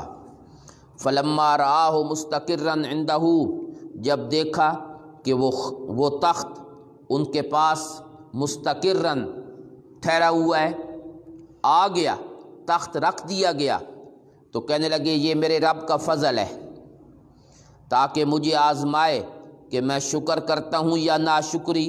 جو شکر کرے گا اپنی ذات کے لیے، جو ناشکری کرے گا، میرا رب غنی بے پرواہ ہے، کریم بہت مہربان ہے۔ فائدہ نقصان انسان کو خود ہونا ہے جی، اللہ تعالیٰ کو، اللہ اس فائدے نقصان سے پاک ہے، اللہ اس فائدے نقصان سے پاک ہے۔ قالا، حضرت سلیمان نے کہا، نکروا لہا عرشہا، اس کا تخت اس میں تھوڑی سی تبدیلی کر دو، نکرو، ننظر، ہم دیکھنا چاہتے ہیں، اتہتدی، کیا وہ پہچان لیتی ہے، یا ان میں سے ہے جو نہیں پہچان سکتے، تھوڑا سا تخت بدلو، دیکھتے ہیں پہچانتی ہے یا نہیں۔ فلما جات، جب آ گئی وہ، پہلے ہی سوال یہ ہوا، تخت سامنے پڑا ہوا تھا تو کسی نے کہا اہا کذا عرشک، تیرا تخت اسی طرح ہے، وہ ادھر سے چلی نا، پیچھے سے تخت بھی آ گیا، تو پوچھا گیا تیرا تخت اسی طرح ہے؟ قالت، کہنے لگی کأنہ ہو، مجھے تو یہ ہو بہو وہی لگتا ہے، کأنہ ہو، مجھے تو ہو بہو وہی لگتا ہے، یہ تو وہی ہے۔ وَأُوتِينَا الْعِلْمَ، اور ہمیں اس چیز کا علم پہلے دے دیا گیا تھا، اس سے پہلے ہمیں پتہ تھا کہ سلیمان اللہ کے نبی ہیں۔ وَكُنَّا مُسْلِمِينَ، اور ہم اسی وقت سے اسلام لانے والے تھے۔ جب آپ کا قاصد پہنچا تو ہمیں یہ پتہ چل گیا تھا کہ یہ بادشاہ نہیں ہے، یہ نبی ہیں، اس کا علم ہمیں پہلے ہو چکا تھا، اور ہم تو اسی وقت تہیہ کر چکے تھے کہ اب ہم نے اسلام لانا ہے۔ وَصَدَّهَا، اور روک دیا اس کو، مَا كَانَتْ تَعْبُدُ مِن دُونِ اللَّهِ، جن کی وہ عبادت کرتی تھی اللہ کے سوا، اس نے اس کو روکے رکھا، جن کی وہ عبادت کرتی تھی اللہ کے سوا۔ انہا کانت من قوم کافرین، اس وجہ سے کہ وہ کافر قوم سے تعلق رکھتی تھی، اس کی پیدائش، نشو و نما وہ کافر قوم میں ہوئی، اس نے اثر کیا، اور ان اثرات نے اس کو اسلام سے روکے رکھا، ورنہ تھی بڑی سمجھدار، عقل اللہ نے بڑا دیا تھا۔ یہ بڑے بڑے جو عقل مند لوگ ہوتے ہیں، ان کو ماحول خراب کر دیتا ہے، ہوتے سمجھدار ہیں، ماحول متاثر کر دیتا ہے، چونکہ اس کی پرورش کافر قوم میں ہوئی تو اس چیز نے اس کو توحید سے روکے رکھا اور اللہ کی عبادت سے دور کر دیا، ورنہ صلاحیت موجود تھی اس میں۔ قیل لہا، اب ایک اور امتحان، اسے یہ کہا گیا داخل ہو جاؤ السرح، اس بنگلے میں۔ فلما رات ہو، جب اس نے دیکھا اس کا صحن، حاسبت ہو لجہ، اس نے خیال کیا کہ یہ گہرا پانی ہے، وکشفت عن ساقیہا، وہ لگی اپنی پنڈلیوں سے کپڑا ہٹانے۔ قالا، سلیمان نے کہا انہو سرہن، یہ محل ہے، ممرد من قواریر، اس کا جڑاؤ شیشے کا ہے، ممرد کا معنی جڑاؤ، اس کے اندر شیشہ لگا ہوا ہے، اور جس کو تو پانی سمجھ رہی ہے یہ پانی نہیں ہے، یہ شیشہ ہے، دھوپ پڑتی ہے نا شیشے پر تو لگتا ہے پانی ہے، تو وہ سورج کی روشنی پڑی تو اس نے اس کو پانی سمجھ لیا اور پنڈلی سے کپڑا اوپر کیا کہ بھیگ نہ جاؤں۔ قالت، یہ دیکھ کر کہنے لگی اوہو اے رب، میں نے اپنے آپ پہ ظلم کیے رکھا سورج کی عبادت کر کے، اب میں اسلام لائی ہوں سلیمان کے ساتھ، اس اللہ کے سامنے جھک گئی ہوں جو رب العالمین ہے، اب مجھے سمجھ آ گئی ہے کہ میں اتنے عرصہ دھوکے میں رہی، اب وہ دھوکہ ختم ہو گیا ہے اور وہ میرے سامنے حقیقت کھل گئی ہے، پہلے جو کچھ میں کرتی رہی وہ ظلم تھا، اب انصاف کا پتہ چلا ہے۔ یہ شیشے والا جو محل بنایا اور اس میں شیشہ لگایا اور اس نے پنڈلیوں سے کپڑا اٹھانے کی کوشش کی، یہ سارا کام کیوں کیا گیا؟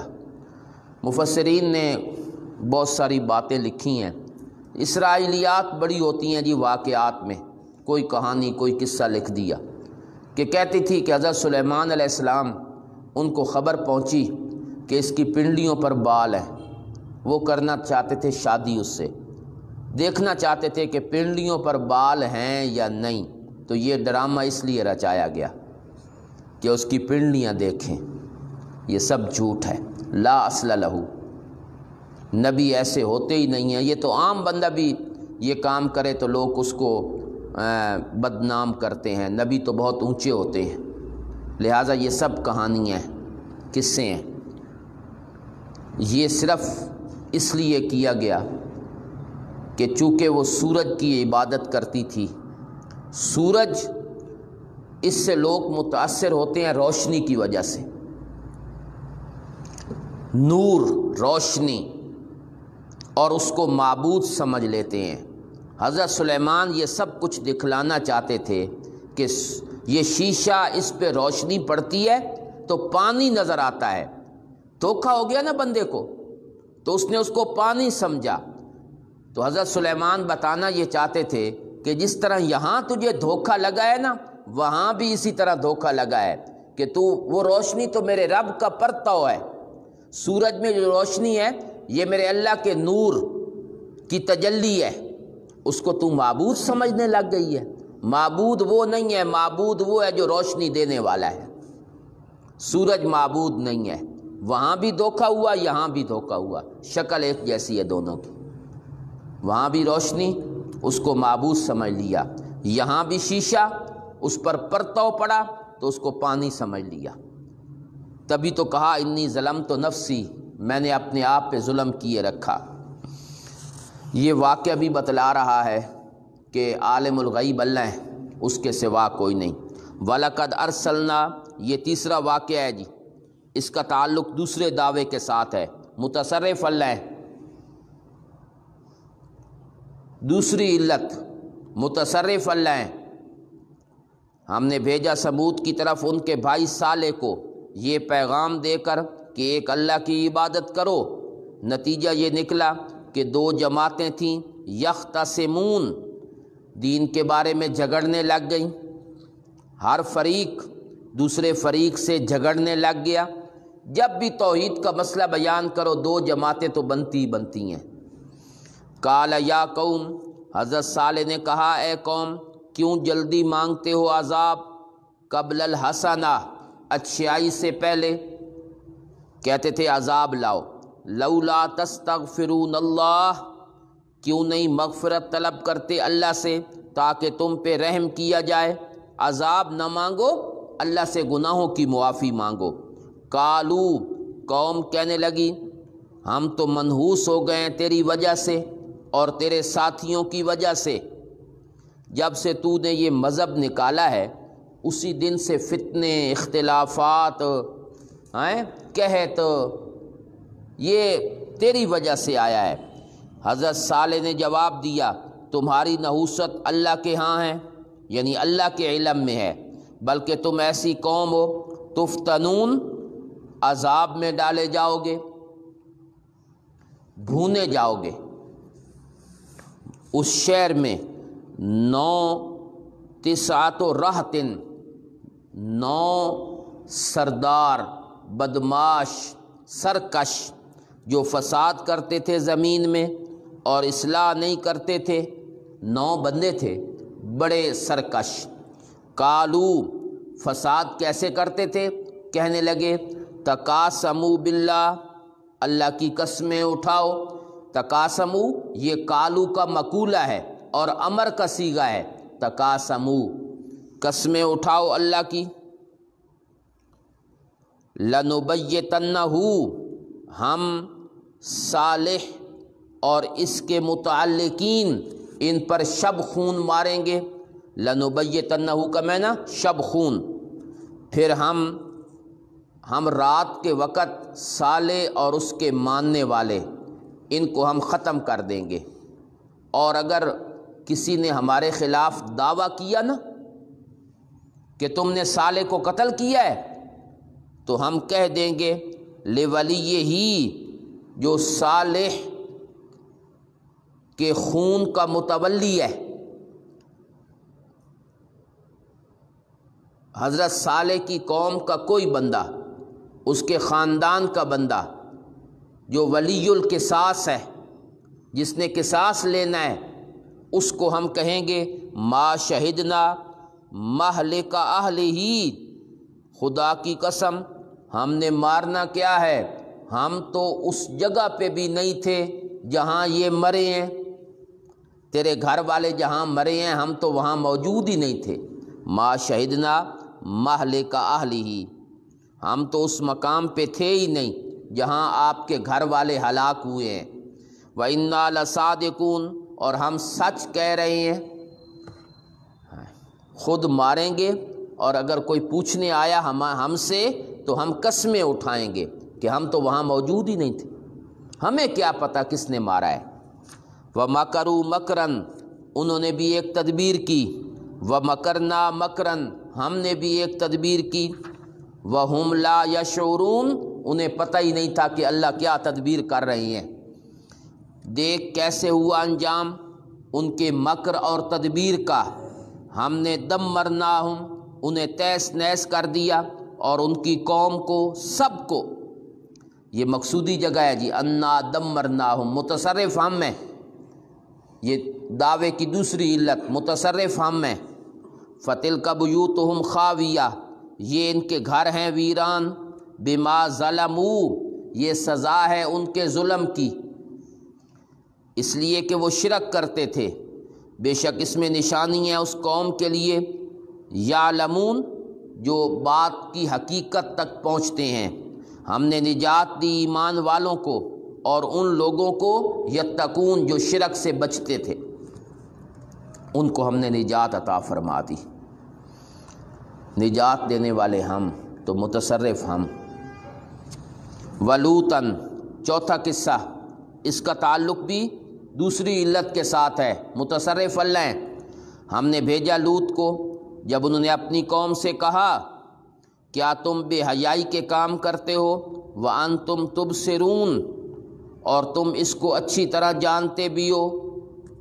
پہلے تو ایمان کی دعوت دی، پھر یہ بھی کہا، وہ کون سا کام ہے بے حیائی والا، أَإِنَّكُمْ لَتَأْتُونَ الرِّجَالَ، بے حیائی کا کام یہ ہے کہ تم مردوں کے پاس آتے ہو، شہوتاً، اپنی خواہش پوری کرنے کے لیے، عورتوں کو چھوڑ کر، بلکہ تم قوم ہی جاہل ہو، یہ کام نہ کرو، غلط ہے۔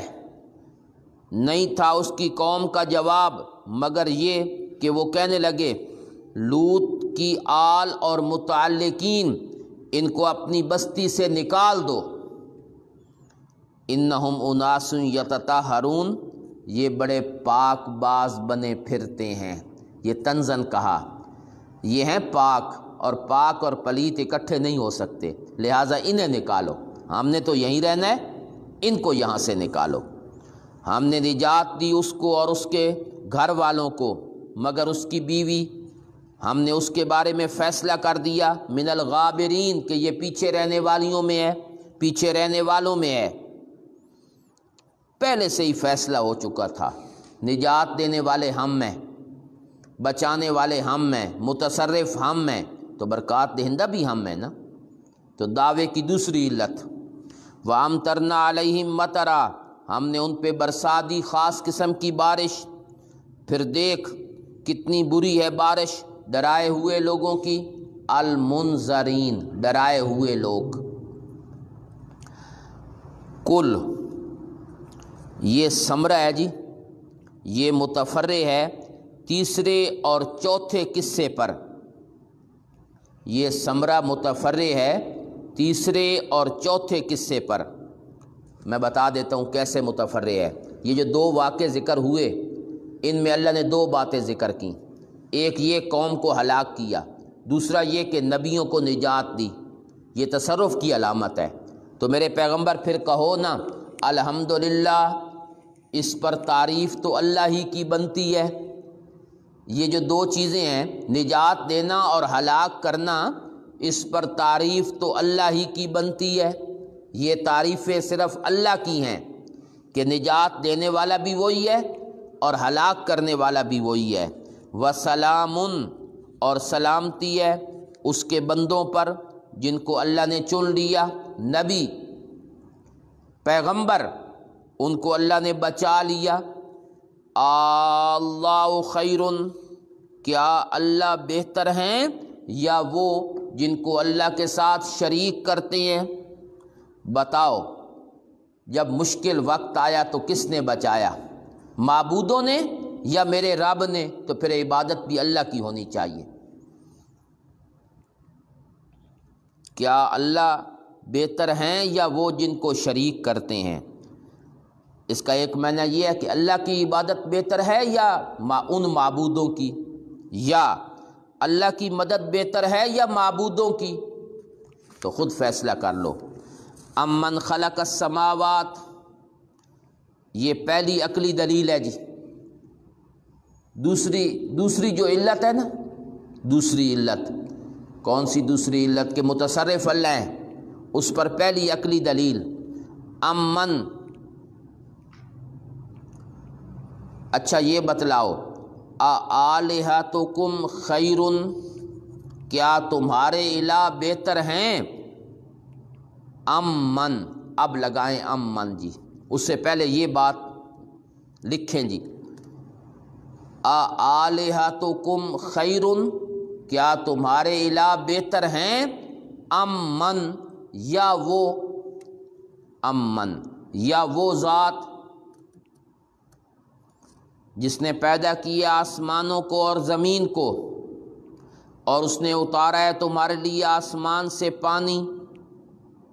پہلی عقلی دلیل جی، بتاؤ کون بہتر ہے؟ فَأَنبَتْنَا بِهِ، ہم نے اگایا اس کے ذریعے حدائق ذات بہجہ، باغات ذات بہجہ، تر و تازہ۔ ما کان لکم، تمہارے بس میں تو نہیں تھا کہ تم اس میں سے ایک درخت بھی اگاتے۔ اللہ باغات اتارتے ہیں، تم ایک درخت بھی پیدا نہیں کر سکتے۔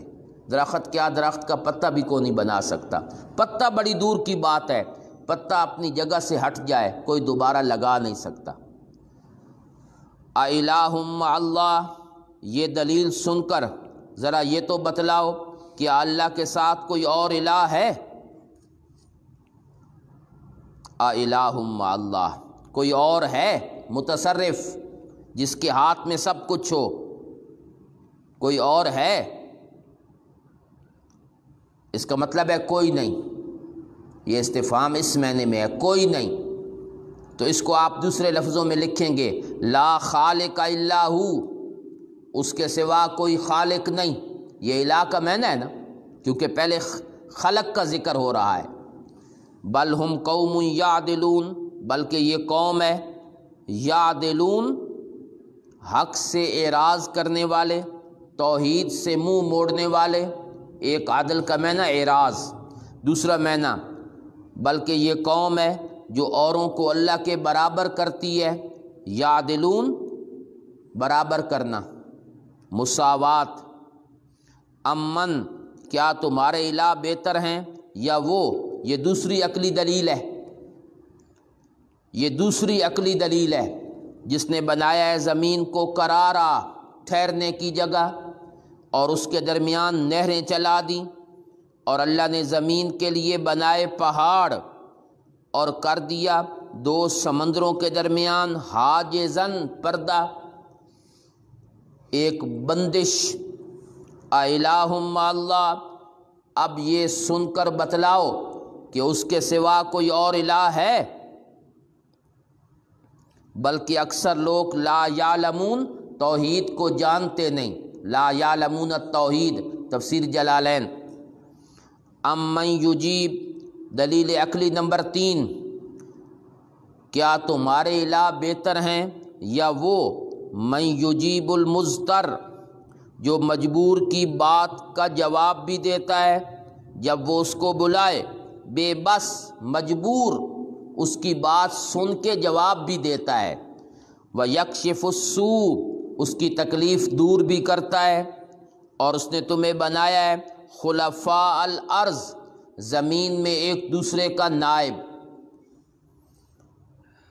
اِلٰہٌ مع اللہ، یہ سن کر مجھے جواب دو کہ اللہ کے ساتھ کوئی اور الہ ہے۔ اس کا معنی ہے لا کاشف للضرر الا ہو، کوئی نہیں تکلیف کو دور کر سکتا مگر وہی۔ قلیلا ما تذکرون، بہت تھوڑی نصیحت حاصل کرتے ہو۔ امن یہدیکم، دلیل عقلی نمبر 4، کیا تمہارے الہ بہتر ہیں یا وہ جو تمہاری رہنمائی کرتا ہے سمندر اور خشکی کے اندھیروں میں؟ اور کون ہے جو ہواؤں کو بھیجتا ہے خوشخبری دینے والا اپنی رحمت سے پہلے؟ رہنمائی کرنے والا کون ہے؟ راستہ دکھلانے والا کون ہے؟ لا ہادی الا ہو، کوئی نہیں۔ کئی لوگ راستہ بھول جاتے ہیں نا تو وہاں پکارتے ہیں جی او اس وادی کا جن میری مدد کر۔ خواج خضر صاحب کتنے رہ گئے ہو، میری مدد کرو۔ یہ تصورات ہیں لوگوں کے، راستہ وہی دکھلاتا ہے، کوئی نہیں ہے، نہ کوئی جن نہ کوئی فرشتہ۔ اللہ خود راستوں کو جانتے بھی ہیں، راستہ دکھلاتے بھی ہیں۔ الہ مع اللہ، یہ دلیل سن کر بتلاؤ کہ اللہ کے ساتھ کوئی الہ ہے۔ تعالی اللہ، اللہ بہت بلند ہیں ان چیزوں سے جس کو یہ اللہ کے ساتھ شریک کر رہی ہیں۔ دلیل عقلی نمبر 5 جی، امن یبدأ الخلق، تمہارے الہ بہتر ہیں یا وہ جو پیدا کرتا ہے مخلوق پھر لوٹائے گا؟ اور کون ہے جو تمہیں رزق دیتا ہے آسمان و زمین سے؟ رازق کون ہے؟ محیی اور ممیت کون ہے؟ الہ مع اللہ، یہ بات سن کر مجھے جواب دو کہ اللہ کے ساتھ کوئی اور الہ ہے رزق دینے والا؟ کل اس کا تعلق 5 دلائل کے ساتھ ہے۔ کہو میرے پیغمبر، اپنے اس دعوے پر کوئی دلیل پیش کرو اگر تم سچے ہو، اگر تم سمجھتے ہو کہ ہمارے الہ یہ کام کرتے ہیں تو دلیل پیش کرو۔ ڈھکوسلے نہیں چاہیے، دلیل۔ کوئی شعر نہ سنا دینا، جہاں سے رزق بندوں میں خدا تقسیم کرتا ہے وہاں مجھ کو نظر آئی کلائی اپنے خواجہ کی۔ یہ حضرت صاحب کی نظر کرم ہے، ان کی وجہ سے رزق ملتا ہے۔ ہم راستہ بھول جاتے ہیں، پکارتے ہیں، 14 طبق روشن ہو جاتے ہیں۔ یہ خواب اور کس سے نہ سنانا۔ مرید آیا پیر صاحب کے پاس، پیر صاحب آگے نا یہاں کندھا ان کا اترا ہوا ہے اور درد اور چیخ رہے ہیں درد سے۔ مرید کہتا ہے حضرت کیا ہوا؟ تو پیر صاحب کہتے ہیں اچھا کندھا توڑ کر پھر پوچھتے ہو کیا ہوا؟ توڑا بھی تم نے؟ اس نے کہا حضرت میں نے؟ اس نے کہا تم کشتی میں جا نہیں رہے تھے اور وہ کشتی آ گئی بھنور میں اور تم نے مجھے پکارا، اور پھر جب پکارا تو پھر مجھے نیچے کندھا دینا پڑ گیا جی، تو اس کی وجہ سے یہ ٹوٹا ہے۔ تو توڑا بھی تم نے اور پوچھتے ہو کیا ہوا؟ یہ کوئی دلیل نہیں ہے۔ کہاں لکھا ہوا ہے؟ پوچھو بھئی کہاں ہے یہ مسئلہ؟ کون سے قرآن حدیث کہاں؟ بزرگوں نے لکھا ہے جی فلاں کی یہ عبارت ہے۔ قل لا یعلم، یہ دوسری علت کا ثمرہ ہے جی، نہ پہلی علت کا ثمرہ عالم الغیب اللہ ہے۔ پہلی علت یہی تھی نا کہ برکات دہندہ اللہ ہے، اس لیے کہ عالم الغیب وہی ہیں۔ وہ جو 2 قصے بیان ہوئے کہ سلیمان بھی عالم الغیب نہیں، حضرت موسیٰ بھی نہیں، اس کا ثمرہ سنیں جی۔ کل، اس کا ثمرہ سنیں جی۔ کل، کہو میرے پیغمبر، لا یعلم، نہیں جانتی وہ مخلوق جو آسمانوں میں اور زمین میں، فرشتے ہوں انسان ہوں، یہ نہیں جانتے الغیب، پوشیدہ باتیں، الا اللہ، مگر ایک ہی ذات جانتی ہے جس کو اللہ کہتے ہیں۔ عالم الغیب وہی ہے، اس کے علاوہ کوئی بھی نہیں ہے۔ وما یشعرون، غیب کیا جاننا ہے، وہ تو اس کو بھی نہیں جانتے کہ کب اٹھائے جائیں گے۔ ما یشعرون، وہ تو اس بات کو بھی نہیں جانتے کہ وہ کب اٹھائے جائیں گے قبروں سے۔ تو ہم نے پہلے دو واقعات اس لیے بتائے کہ عالم الغیب اللہ ہے، سلیمان بھی نہیں، حضرت سلیمان بھی نہیں، حضرت موسیٰ علیہ السلام بھی نہیں، عالم الغیب صرف اللہ ہے۔ یہ قرآن کی نص قطعی ہے کہ علم غیب اللہ کے پاس ہے، اور اس نص قطعی کا منکر کافر ہے۔ اس لیے فقہا نے لکھا ہے من اعتقد ان محمدً صلی اللہ علیہ وسلم یعلم الغیب فہو کافر، جس کا یہ عقیدہ ہو کہ نبی علیہ الصلوۃ والسلام غیب جانتے ہیں وہ کافر ہے۔ علم غیب صرف اللہ کے پاس ہے۔ یہ فقہ کی تمام کتابوں میں یہ عبارت موجود ہے۔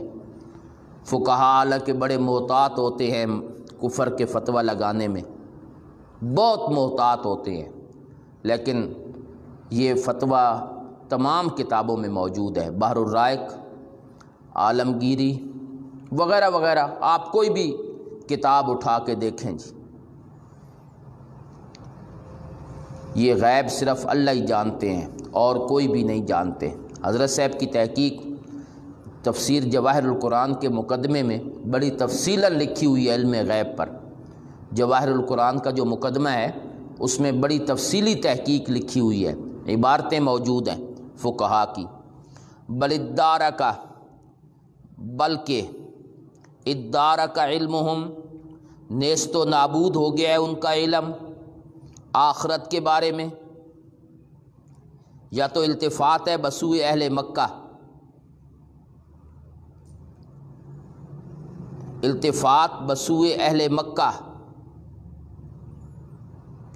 یہ مکے والے یہ آخرت کے بارے میں ان کا علم نیست و نابود ہو گیا ہے، یعنی یہ کہتے ہیں قیامت قائم نہیں ہوگی،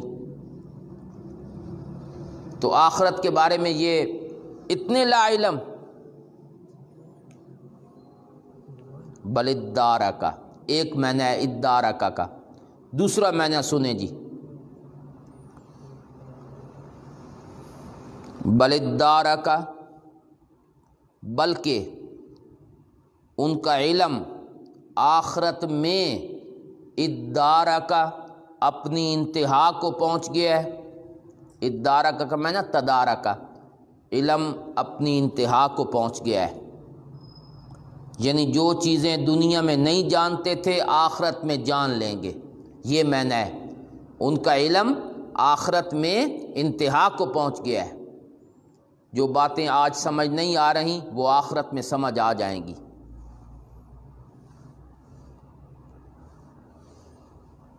بل ہم فی شک منہا، بلکہ یہ اس آخرت کے بارے میں شک میں پڑے ہوئے ہیں، فی شک منہا، ان کو قیامت کے بارے میں شک ہے، بلکہ اور ترقی، ہم منہا عمون، وہ اس کے بارے میں اندھے ہیں، شک کوئی نہیں، مور جباریت لگی ہوئی ہے جس کی وجہ سے اندھے ہیں۔ وقال الذین کفروا، شکوہ جی، کہتے ہیں کافر، بھلا جب ہم ہو جائیں گے مٹی اور ہمارے آباء و اجداد، کیا ہمیں دوبارہ اٹھایا جائے گا؟ لقد وعدنا ھذا، اس کا وعدہ ہم سے بھی کیا گیا ہے اور ہمارے آباء و اجداد سے بھی اس سے پہلے، لیکن آج تک پورا تو نہیں ہوا۔ نہیں ہے یہ مگر کہانیاں پہلے لوگوں کی۔ کل، جواب شکوہ، کہو چلو پھرو زمین میں، دیکھو کیسے ہوا انجام مجرمین کا۔ دیکھو اللہ نے پہلوں کو بھی ہلاک کیا، نہیں مانو گے تمہیں بھی ہلاک کیا جائے گا۔ ولا تحزن علیہم، تسلی برائے نبی کریم صلی اللہ علیہ وسلم، آپ ان کے بارے میں غم نہ کیا کریں۔ ولا تکن فی ضیق، اور آپ کے سینے میں تنگی نہ ہو، مما یمکرون، ان تدبیروں کی وجہ سے جو یہ کر رہی ہیں، جو تیرے بارے میں مشورے تدبیریں کرتے ہیں، تیرے کانوں میں بھی خبریں پہنچتی ہیں، دل تنگ نہ کرو میرے پیغمبر، ہم کافی ہیں، ہم کافی ہیں۔ وَيَقُولُونَ، کہتے ہیں شکوہ، یہ عذاب والا وعدہ کب آئے گا اگر تم سچے ہو؟ کل، جواب شکوہ، امید ہے ان یکون رادف لکم، کہ تمہارے قریب آ گئی ہو، بعض الذی تستعجلون، کچھ حصہ اس عذاب کا جو تم جلدی مانگتے ہو، کچھ حصہ عذاب کا ہو سکتا ہے کہ تمہارے قریب آن پہنچا ہو۔ بدر، غزوہ بدر، اور جو اللہ نے عذاب کے نمونے دکھائے، ہو سکتا ہے، امید ہے۔ یہ عسا جو ہے نا، یہ مخاطب کے اعتبار سے ہے، متکلم کے اعتبار سے نہیں۔ اللہ کو تو ہر بات کا یقین ہوتا ہے، امیدیں ہمارے اور تمہارے لحاظ سے ہیں۔ وَإِنَّ رَبَّكَ، اللہ دیر اس لیے کرتے ہیں کہ تیرا رب لوگوں پر بڑے فضل والے ہیں، لیکن اکثر لوگ اللہ کا شکر ادا نہیں کرتے، تاخیر سے فائدہ نہیں اٹھاتے، الٹا کہتے ہیں کب آئے گا۔ وَإِنَّ رَبَّكَ، یہ پہلی عقلی دلیل ہے جی، پہلی علت کے بارے میں کہ عالم الغیب اللہ ہے۔ وہ جو پہلی علت ہے نا مسئلے کی، دعوے کی پہلی علت کہ عالم الغیب اللہ ہے، اس پر پہلی عقلی دلیل وَإِنَّ رَبَّكَ، تیرا رب ہی جانتا ہے جو چھپاتے ہیں ان کے سینے اور جو ظاہر کرتے ہیں۔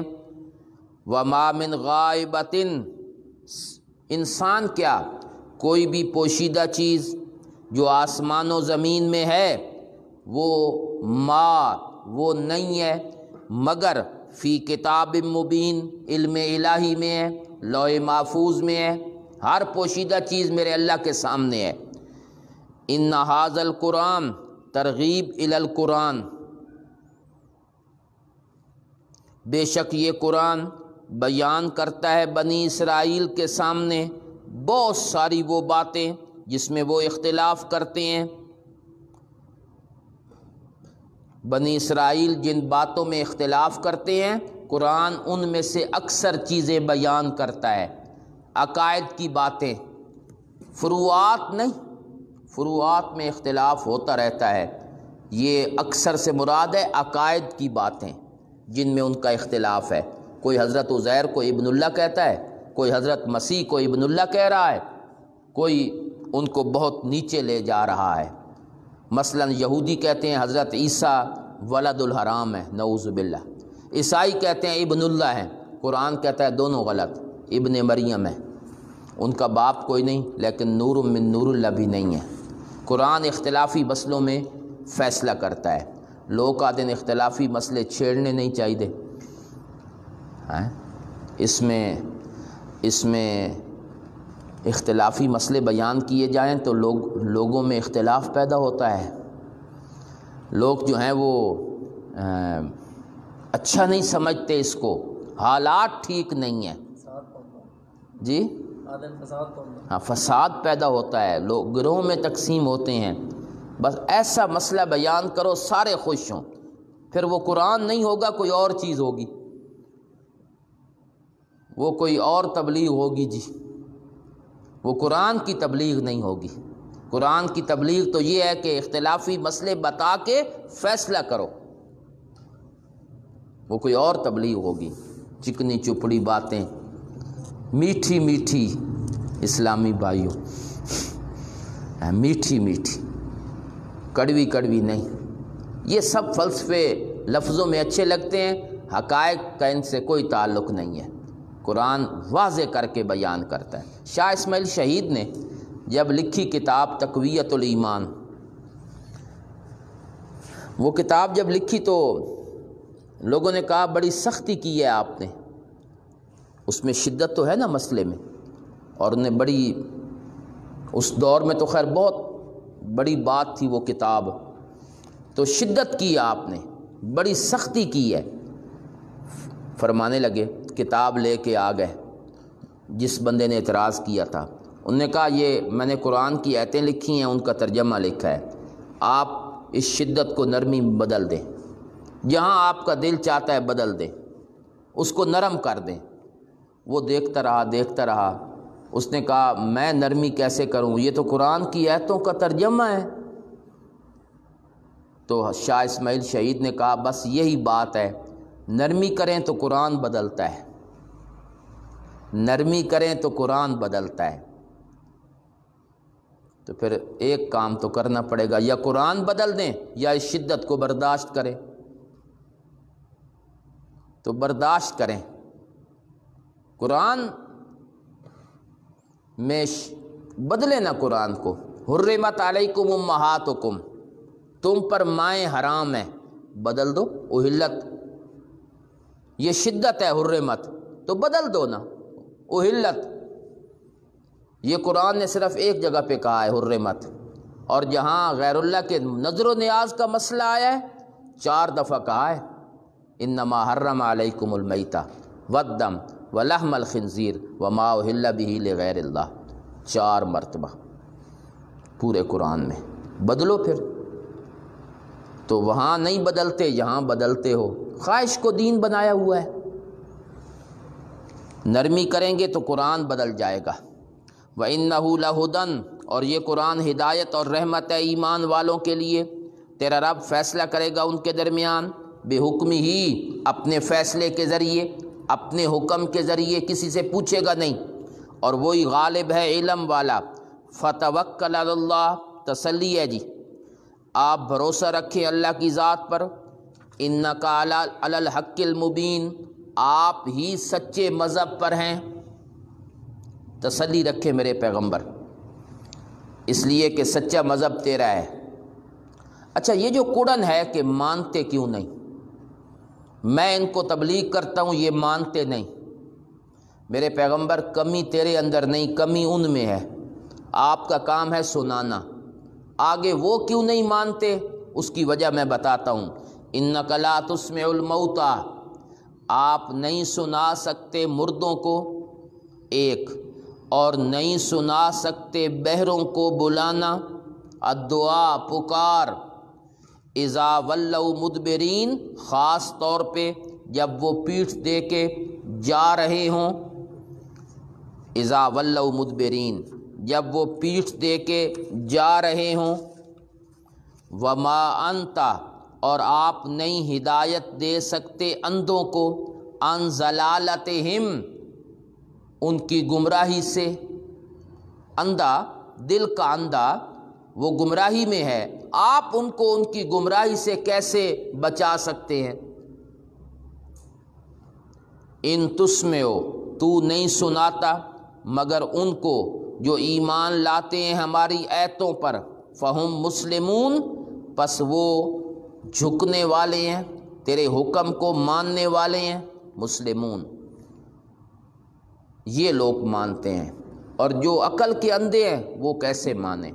کمزوری ادھر سے آئی ہے، تیرا کام ہے سنانا، لیکن جن کو سنا رہا ہے ان میں وہ لوگ بھی ہیں جن پر مہر جباریت لگی ہوئی ہے، تو وہ ہے مردوں کی طرح، پہلی تشبیہ۔ دوسری تشبیہ، وہ ہیں اندھوں کی، بہروں کی طرح۔ تیسری تشبیہ، وہ ہے اندھوں کی طرح۔ اب ان 3 تشبیہات کے ساتھ ان کے مناسب لفظ لگا دیے۔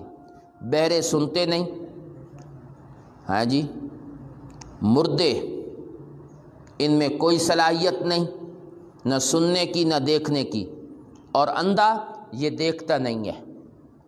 3 تشبیہات ذکر کی ہیں قرآن نے۔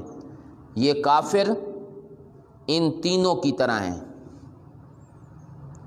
اندھوں کی طرح ہیں، مردوں کی طرح ہیں، اور بہروں کی طرح ہیں۔ اثر جو نہیں ہو رہا بات کا، تو پھر زندہ اور مردے برابر ہو گئے۔ ہمارے ہاں بھی عرف ہے جی، حضرت امیر شریعت عطا اللہ شاہ صاحب بخاری رحمہ اللہ، وہ فرمایا کرتے تھے میں تو ساری زندگی قبرستان میں اذانیں دیتا رہا ہوں۔ کیا مطلب ہے اس کا، قبرستان میں اذانیں دینا؟ یعنی کوئی اثر نہیں ہوا لوگوں پر، جس طرح قبرستان میں اثر نہیں ہوتا، انہوں نے بھی کوئی اثر نہیں لیا میری بات کا۔ تو قرآن نے 3 تشبیہات ذکر کی ہیں، مردہ، بہرا اور اندھا، اور کہا گیا کہ کافر اسی طرح ہیں، یہ مردوں کی طرح ہیں، بہروں کی طرح ہیں اور اندھوں کی طرح ہیں۔ آپ مردوں کو اور بہروں کو سنا نہیں سکتے، اندھوں کو ہدایت کا راستہ نہیں بتلا سکتے۔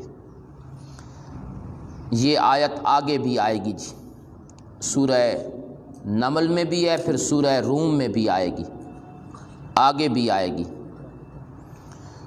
وہاں ہم تھوڑی سی بات کریں گے اس پر کہ اس آیت میں جو سماع موتیٰ کا مسئلہ ہے مردوں کے سننے اور نہ سننے کا۔ اس میں قرآن کیا کہتا ہے، احادیث میں کیا ہے، احناف اس کے بارے میں احناف کی رائے کیا ہے، لوگوں نے کیا عقیدے بنائے ہوئے ہیں، کہاں سے وہ دلائل دیتے ہیں۔ انشاءاللہ یہ پوری بحث ایک دن کریں گے انشاءاللہ، اور اس سے ایک دن پہلے بتائیں گے کہ کل یہ بحث ہوگی، تو وہ اگلی جگہ پہ کریں گے انشاءاللہ۔ وَإِذَا وَقَعَ الْقَوْلُ عَلَيْهِمْ، تخویف اخروی، اور جب عذاب والی بات وہ ان پر واقع ہوگی، اخرجنا لہم دابہ، ہم نکالیں گے ان کے لیے ایک دابہ زمین سے، تکلمہم، جو ان سے باتیں کرے گا، ان الناس، اس لیے کہ لوگ ہماری آیتوں پر یقین نہیں رکھتے۔ جب عذاب والی بات آئے گی تو ہم ایک دابہ نکالیں گے جو لوگوں سے بات کرے گا۔ دابہ حدیث میں ہے کہ قیامت کی نشانیوں میں یہ نشانی بھی ہے کہ زمین سے ایک دابہ نکلے گا جو لوگوں سے باتیں کرے گا، کلام کرے گا، گفتگو کرے گا، ان کو بتائے گا کہ حق کیا ہے اور باطل کیا ہے۔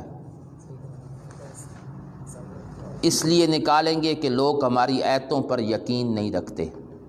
تو محیر العقول واقعات پیش آئیں گے، محیر العقول، عقل کو حیران کرنے والے، جیسے آج کل آ رہے ہیں کئی ایسے واقعات جو عقل کو حیران کر رہے ہیں، نئی نئی باتیں، دابے کا بولنا، یہ حیران کن بات ہوگی۔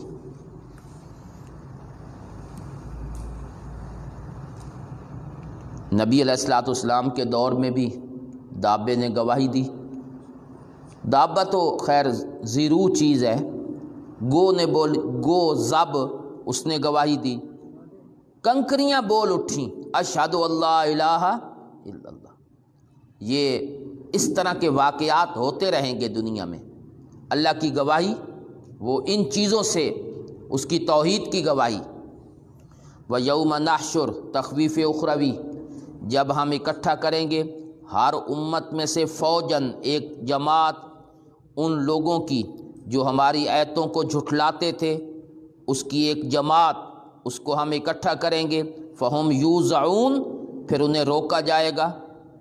جب جہنم میں جانے لگیں گے تو اللہ کہیں گے روکو روکو، ابھی پیچھے والوں نے بھی آنا ہے۔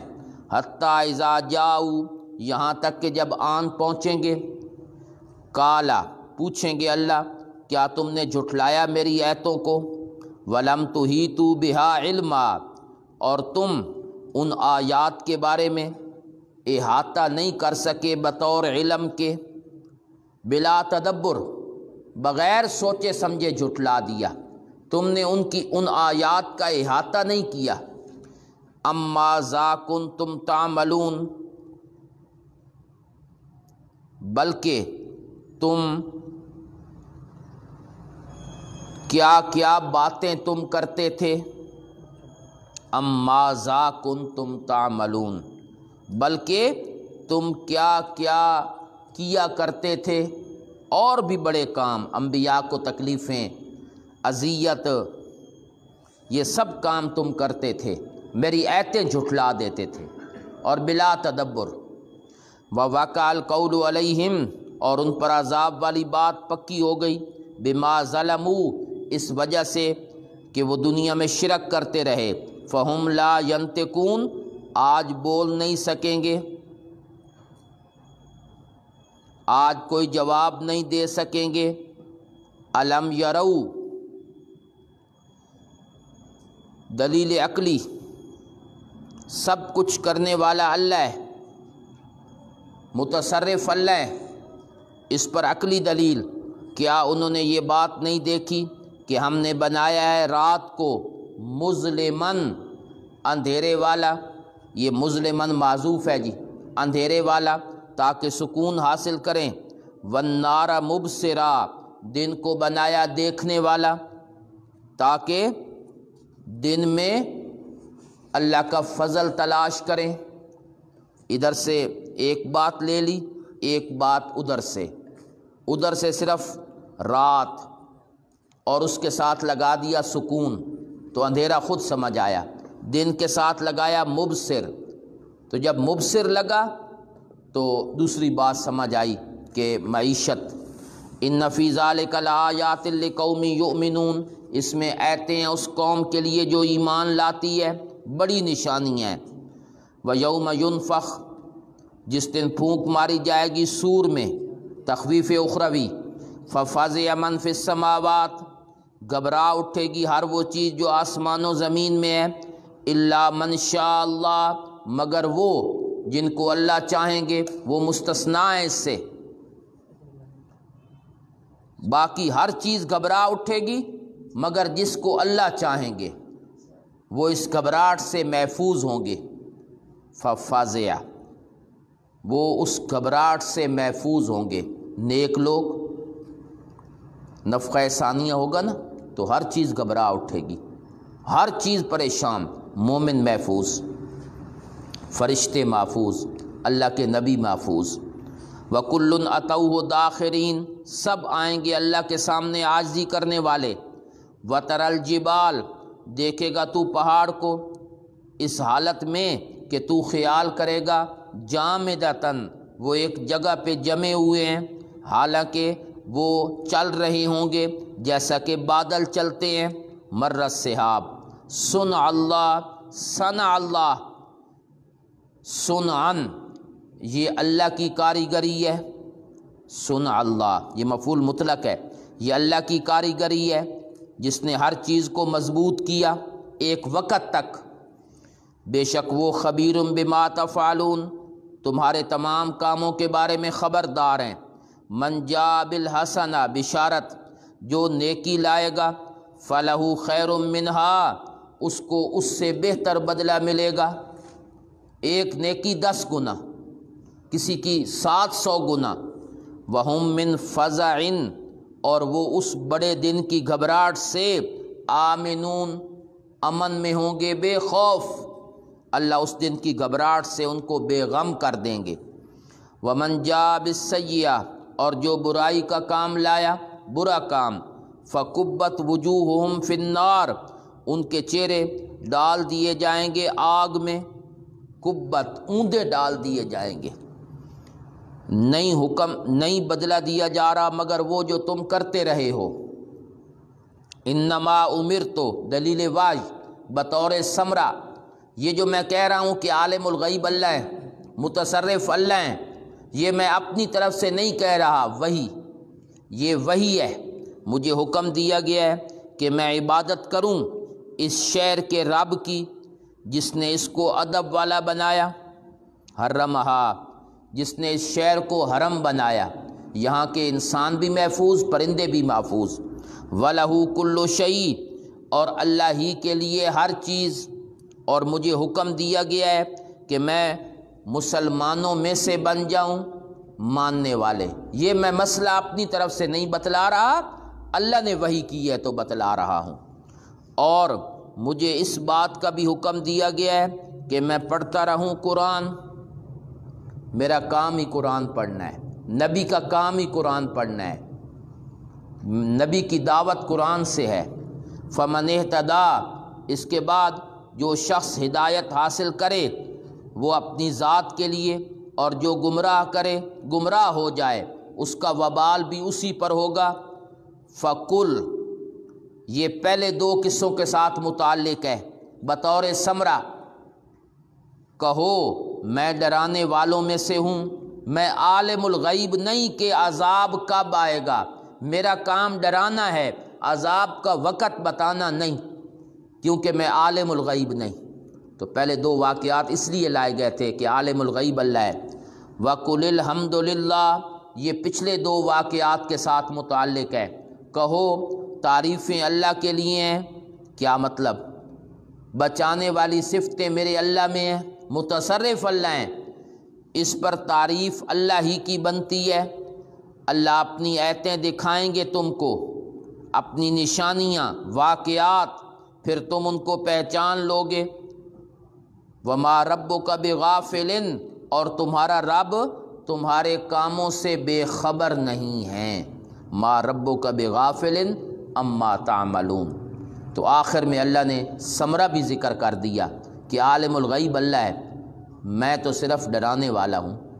अल्हम्दुलिल्लाह, मुतसर्रिफ़ अल्लाह हैं, उसके अलावा कोई मुतसर्रिफ़ नहीं। तो फिर दावा मान लो ना कि बरक़ात दहिंदा भी वही हैं, उसके सिवा कोई बरक़ात दहिंदा नहीं है।